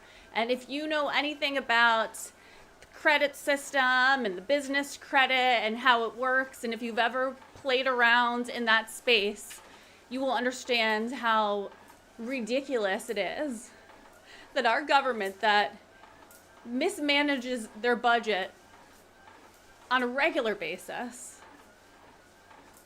There is so much fraud, waste, and abuse And they expect us, the American taxpayers that are funding this, to have a perfect credit score. And when we do our taxes, you know, everything has to line up just perfectly for the IRS, because God forbid, you know, we're off a few numbers, they're gonna come after us. And when you think about it, it's very, very ridiculous to think about it. Like, we have empowered our government in ways that our founding fathers never, ever anticipated. And there has to be a different way or a better way to approach this. We're giving our power away. I'm convinced we are 100% giving our power away by accepting these systems, because they're failing us, but we keep funding it. There has to be a way that we, the people, can do something to make a real impact, to make a real change. I don't know what that is, but I know there are some things that if we could get on board and agree and become autonomous and do certain things, that we can change the system. But we all have to commit, not all of us, but a good amount would have to commit to actually changing our behaviors, learning about how things actually work, and just standing up for what we know is right. One of the facts that we have to grapple with is benefits already exceed revenue. But again, we're honoring those benefits, right? When the trust fund runs out, it shouldn't be a calamity. We're just going to have to plus up those benefits, and we'll probably do that. One fact we ought to recognize is the U.S. government bond held in the hands of a government agency has no value. The trust fund's a fiction. Thank you, for the star. Another thing we ought to grapple with is Social Security is a legal Ponzi scheme. I get criticized for saying, but that's exactly what it is. We extracted money from taxpayers, investors. We spent the money, it's gone. It got paid out to earlier investors, and there's nothing in value. We have to recognize that reality. I often hear from constituents who go, that's my money. Well, it is to a certain extent. But I want to enter in the record Table 1, money's worth ratios for hypothetical workers with various earnings levels. So basically what this says is a Social Security recipient receives what they receive for each dollar they put into the fund. And it ranges from a low of getting back 59 cents on the dollar to a high of getting $4.78 on the dollar. So again, this, that's my money. It's a fiction. It wasn't set up as an investment fund. You'll not solve this problem if you're not willing to recognize how grossly mismanaged Social Security was for decades by politicians, by our predecessors. They squandered the money. There's nothing of value there.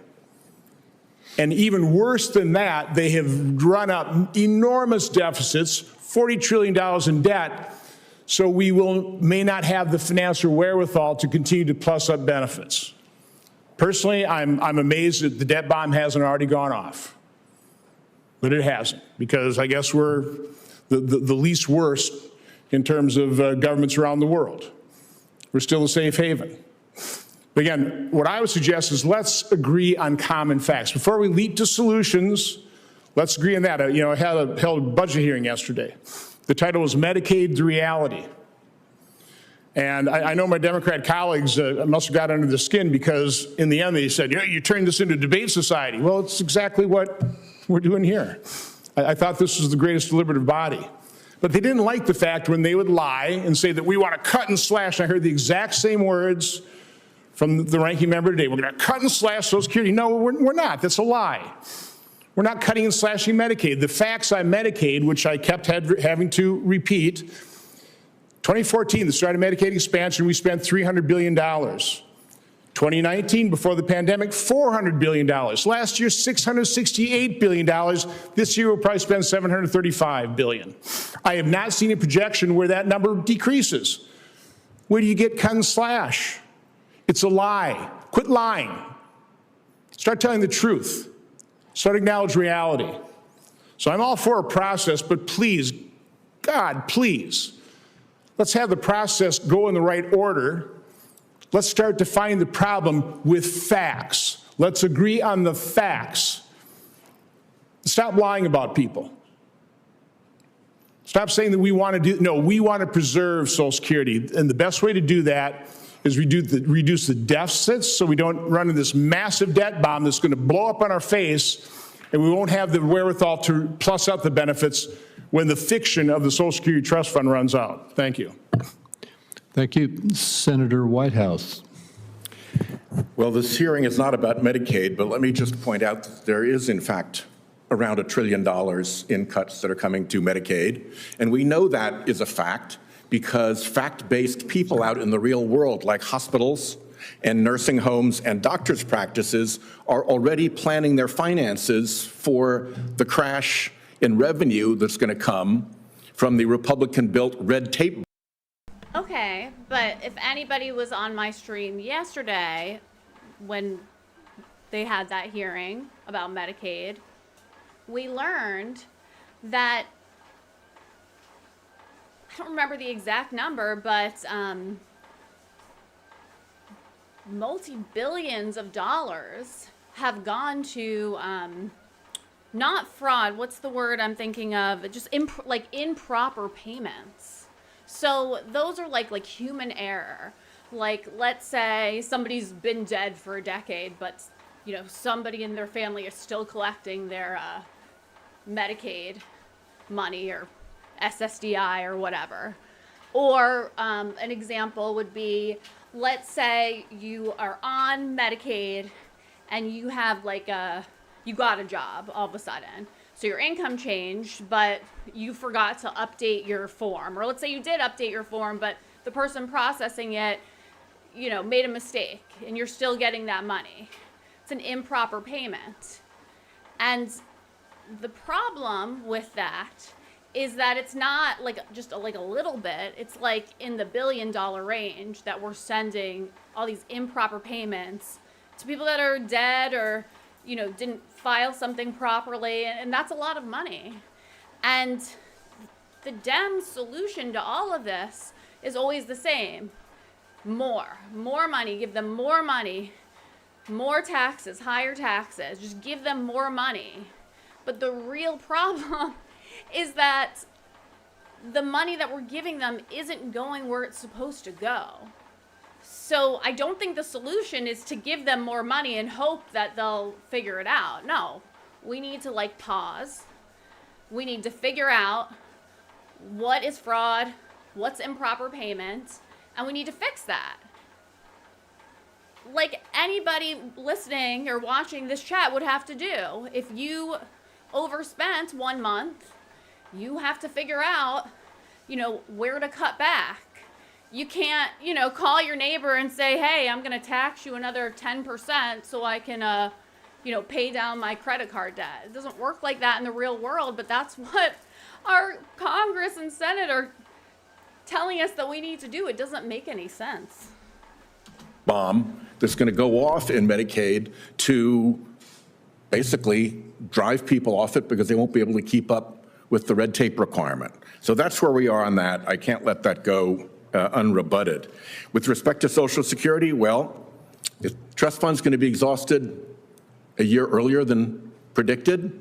A lot of that's thanks to the billionaires' bill that the Republicans jammed through. It hits in 2032, just 6 years from now.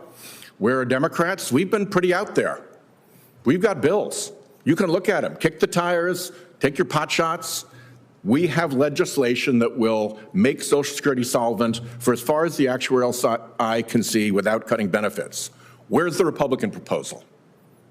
Where is it? It doesn't exist. They want to go into a back room and get wheeler deals done that allow for benefit cuts and things like that they don't want to own, so they don't want to put it out there. That's where we are. The first thing that we should see is if Republicans want to solve Social Security, put your plan on the table. Why hide it? What do you want to do? Put it out there. We've done that.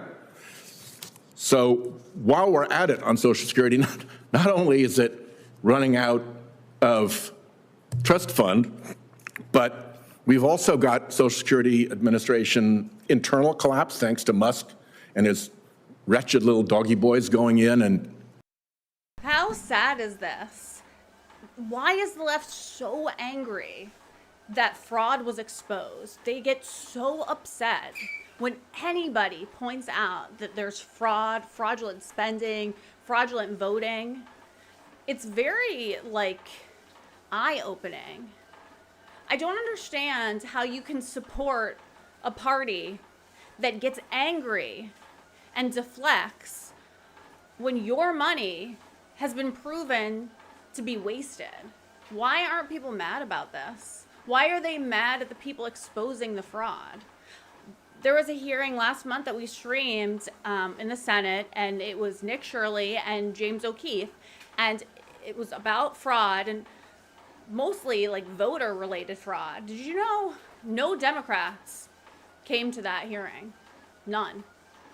They don't want to hear about voter fraud. They didn't think that it was a hearing that they needed to go to. And in California, they went so far as to create and pass a bill nicknamed the Stop Nick Shirley Act. And what that bill was, it prohibited journalists from coming into California, noticing any fraud, and then reporting on it. They would get fined and punished if they reported on that fraud and it was related to an immigrant, I believe the exact wording was, okay? So Nick Shirley, 20-something-year-old kid, uncovered a bunch of fraud in Minnesota, California, and a couple other states. And instead of, our government officials saying, oh my gosh, wow, thank you. We didn't know that this was going on. We need to address this. We don't want to waste our taxpayers' money. That would be really bad, right? They said, oh, that kid's a conspiracy theorist. He's bad. So we're going to pass a bill, and if any other journalist tries to come into our state and uncover fraud, they're going to get fined, and they're going to get in trouble. We don't want any fraud exposed here. That's racist. Getting lots of people fired from their jobs. We've got reporting that his little doggy boys took data, planning to take Social Security private data and offer it to private employers. So there are a lot of problems with Social Security, but the big one is how do we make sure that benefits don't get cut in 2032? And we've got a plan. We're not ashamed of our plan. We put it out there. It's actually not complicated. You actually make people who are making huge amounts of income pay the same Social Security taxes as everybody else, all the way up the rest of their income. And if they're dodging their income because they're really fancy and they've been able to park it through various types of corporate obscuring, go hunt that down and actually make sure that they've got to pay Social Security on that as well. You shouldn't be able to hide your income through a corporate device and dodge Social Security that way. It's still income, you're still spending it. That's still, the way your world works. So we can do that. Remember the day when Biden at the State of the Union said, no benefit cuts to Social Security? And the whole room stood up, standing O, unanimous bipartisan applause. Well, if we're still there, the math is really simple. If you don't cut benefits, you got to add revenue. Where would you want to go for revenue? Why not to the highest income people who aren't paying into it now beyond what an ordinary nurse or plumber would? It doesn't make any sense. Why would you reward people for dodging their income through corporate screens so that they don't have to count it as payroll? They bring it in other ways. This shouldn't be hard. This shouldn't be hard. And the first step, frankly, is going to be our Republican colleagues. Put up or shut up. Give us a plan. If you don't have one, let's have a vote on ours. And you can vote it down and own that. But we have been very clear. Multiple Democrat senators have put out plan after plan that will make Social Security solvent.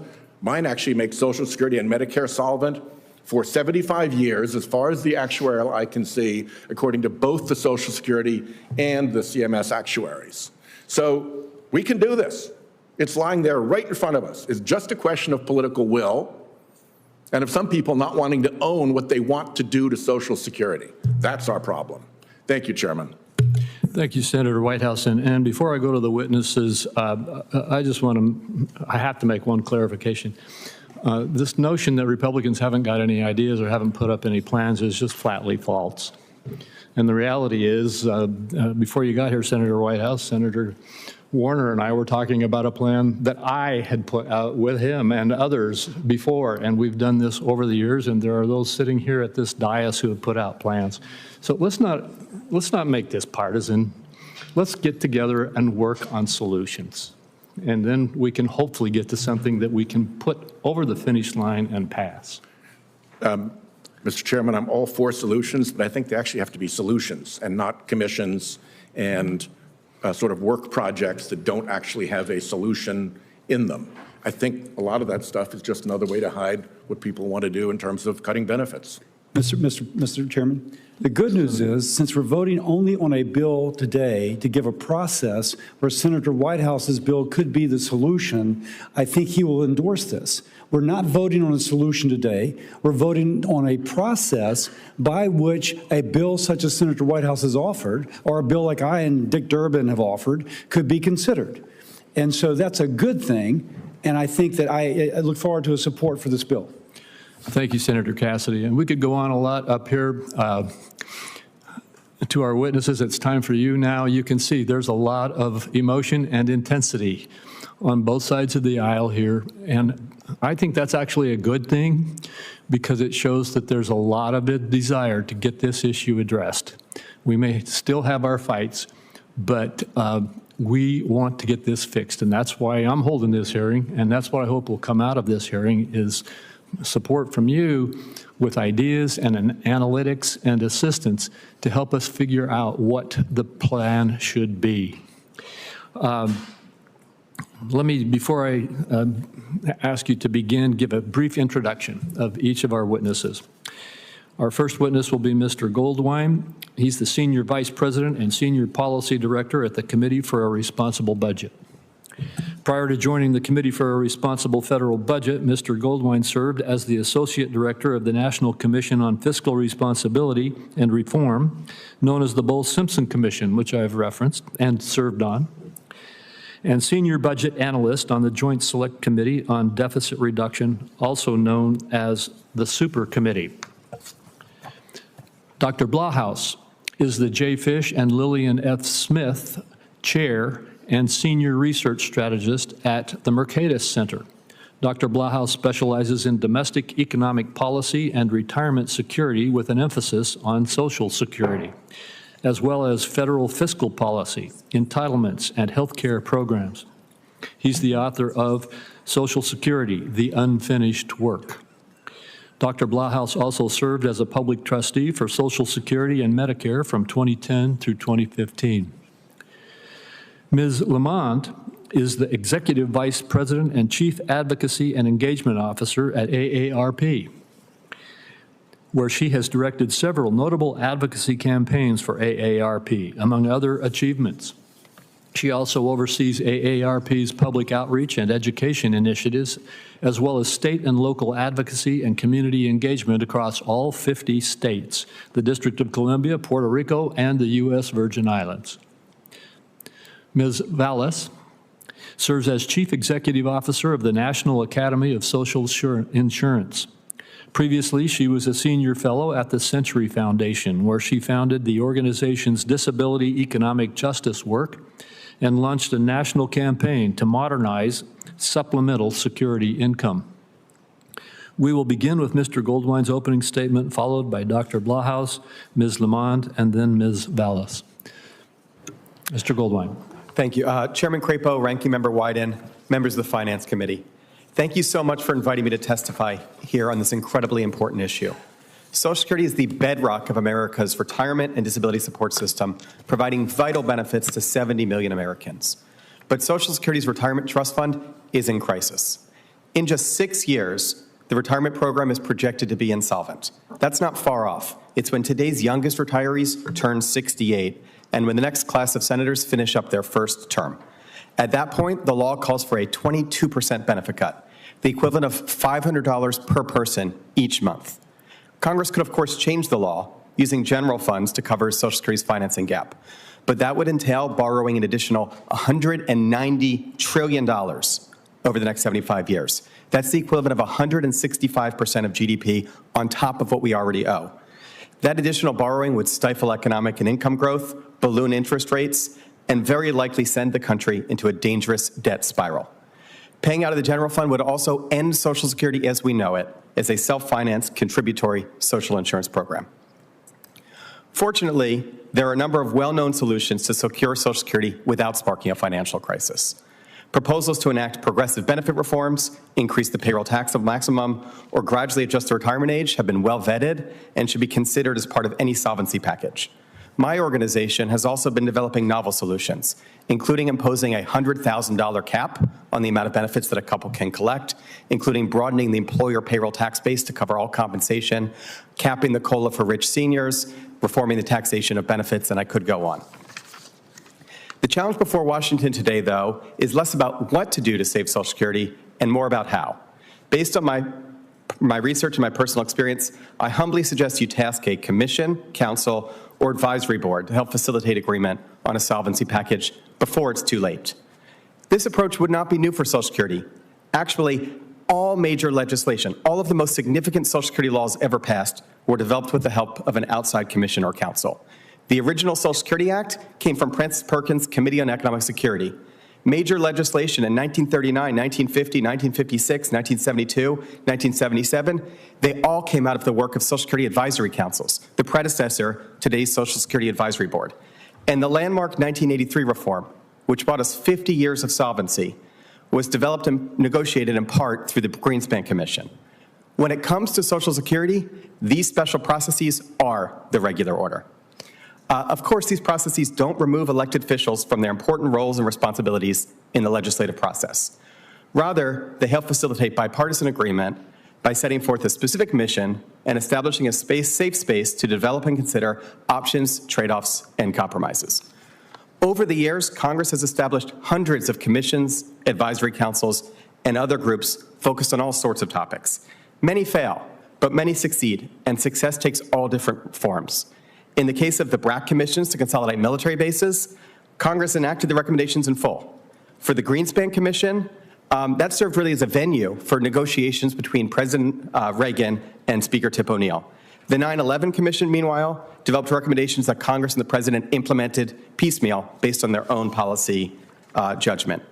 I was lucky enough to serve on 2 of these special committees, including working with Chairman Crapo and your colleague, Senator Durbin, on the Simpson-Bowles Fiscal Commission back in 2010. Our commission developed a plan to both stem the growth of the debt and restore permanent solvency to Social Security. 11 out of 18 of our members spanning the ideological spectrum supported these recommendations. Even in this body, that would be a filibuster-proof supermajority. Unfortunately, our recommendations were not enacted in full into law, but they did spark a national conversation on fiscal policy and nearly culminated in a grand bargain between President Obama and Speaker Boehner, actually 3 different times. The commission was able to reach agreement because members took the time to agree on a common set of facts, and they worked to build shared trust and understanding. As Chairman Crapo has pointed out before, the relationships built on that commission were a very big part of its success. Of course, all sides had to compromise, but they did so in the spirit of securing our nation's finances and saving Social Security for generations to come. I want to close real quick by quoting the late Senator Tom Coburn, who said this right before he voted for that Simpson-Bowles recommendations, of which he declared he hated half of it. All republics failed, he said. They all fail over fiscal issues. The way we cheat history is for all of us to give up something, he continued, so we create a future that is honoring the tremendous sacrifice that came before us. Thank you again to the members of this committee for your important work. Thank you very much. Mr. Blahous. Thank you, Chairman Crapo, Ranking Member Wyden, all the committee members. I'd like to make 4 points in my oral remarks based on my written statement. First, Social Security solvency matters. This is not just an abstract accounting exercise. There's a reason Social Security benefits are so reliable and that Americans do not regard them as welfare. When you get a job, you pay Social Security payroll taxes. These dedicated taxes are credited to special trust funds whose sole purpose is to finance Social Security obligations. These funds cannot spend beyond the revenues they collect. Your benefit is a mathematical function of your earnings that were taxed. All of this enables workers to say to elected officials, we earned these benefits, we paid for these benefits, you can't arbitrarily take them away. But there's a price for that unique security and political strength. It only works as long as lawmakers align benefit schedules with what worker contributions can finance. This has sometimes meant increasing tax collections, moderating benefit growth, and adjusting eligibility ages. If we're no longer willing to do such things, we can't have this type of Social Security system anymore. We could have a Social Security system, but a very different one, with benefit levels disconnected from individual contributions.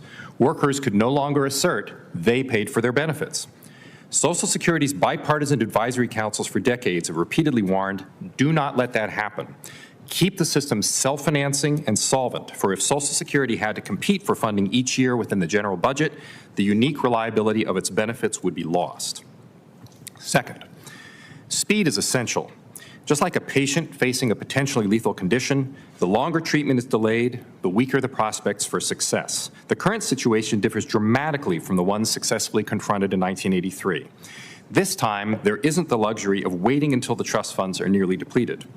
Consider this. The 2016 trustees report found that the shortfall then equaled 19% of future benefit claims. Just 10 years later, this year's report found it equals 30% of future benefit claims. And by the time the Old Age Trust Fund faces depletion in 2032, it is clearly too late. At that point, even if new claims were completely cut off, the trust fund would still run out. We are rapidly passing the point of no return, past which it becomes implausible Social Security's historical design can be retained. Third, whether a solution holds depends on the analysis done while developing it. The 1983 reforms were a major achievement, but began unraveling almost immediately. The 1985 report, again, showed a significant shortfall, which then more than quintupled and became bigger than the one just addressed, all within a decade. This happened because the Greenspan Commission relied on estimates of how much each provision would improve things on average over 75 years, rather than how each provision would affect annual operations in different years. This problem was recognized as the reforms were going into effect, but it was too late to go back and fix. Afterwards, Social Security's actuarial methods were improved to prevent a recurrence of this mistake. They now run two important tests: the average balance over 75 years and the annual cash balances through the end of the valuation period. If you go through the ordeal of hammering out a solution, the last thing you want is for the very next year's report to say the problem is back. To prevent that, you just need to make sure your plan passes both tests. Now, while my testimony outlines why the trustees take a 75-year view, a 50-year view can work, provided both of these tests are passed. Fourth, both the process and product need to be bipartisan. Since the shortfall reemerged, there have been 15 different years when one party or the other has controlled both the legislative and executive branches. If either party could do this without the other, it would have been done by now. The 1983 experience is instructive about how key lawmakers can be brought into a bipartisan negotiation. The most influential senators from both sides were on the 83 Commission, House leadership was effectively represented, and the White House participated in the negotiations. The Commission also contained enough outside experts to provide substantive cover. The reasons we need bipartisan compromise aren't just political. They are mathematical. There was once a time when the shortfall was of a size that it could realistically be fixed solely with additional revenues, solely by slowing benefit growth, or solely by adjusting eligibility ages. That time is long past. Maybe there are individual members of Congress willing to increase Americans' payroll tax burdens overnight by the necessary 1/3, or to cut future benefit claims by 30% across the board. But until congressional leadership can deliver the votes to enact one extreme or the other, we should assume a combination of less extreme measures will be necessary. I'll close by commending the committee for holding this hearing and exploring ways forward. The American public will be well served if this leadership results in a significant extension of Social Security solvency. Thank you. Thank you very much. Ms. Lamont. All right, guys, it is so late. It's almost midnight here on the East Coast, so I'm going to stop the stream here for tonight, but we're definitely going to pick this up tomorrow and finish it. Gosh, like, these comments from the Social Security stream, like, are fire, guys. Like, I feel most of us are on the same page, and I'm really impressed with all the comments, you know, that have been coming this way for the last hour. I mean, you guys really seem to get it. And the bottom line that we all just have to accept, unfortunately, is we cannot depend on our government to protect us financially and to protect our well-being. It would be lovely if we could, but unfortunately, they've just proven too many times that either they do not want to actually help the American people, or they're just incompetent, they can't. And I think that it more than likely, we elect these politicians, and although some of them are in office for 50 plus years, there are many that, just serve a few terms and then, we elect somebody new. So I feel like a lot of them, once they get in office, they're just, worried about keeping their job, lining their own pockets, getting reelected. And, unfortunately, that's just kind of the nature of the beast. I wish it was different. I wish that I felt that our politicians really did have our best interests in mind. And maybe some of them do, but not enough to actually make a difference. So the bottom line is, we can't get disgruntled. We can't get upset about it. We can't blame each other. We just have to understand that us as individuals, we have to take care of ourselves. So what does that look like? One thing that I think is obvious is that we cannot just pay into Social Security and not save any of our own money and expect that the government is going to give us our Social Security when we retire. That may not be a reality for us now, especially if you're in your 20s or 30s or even 40s.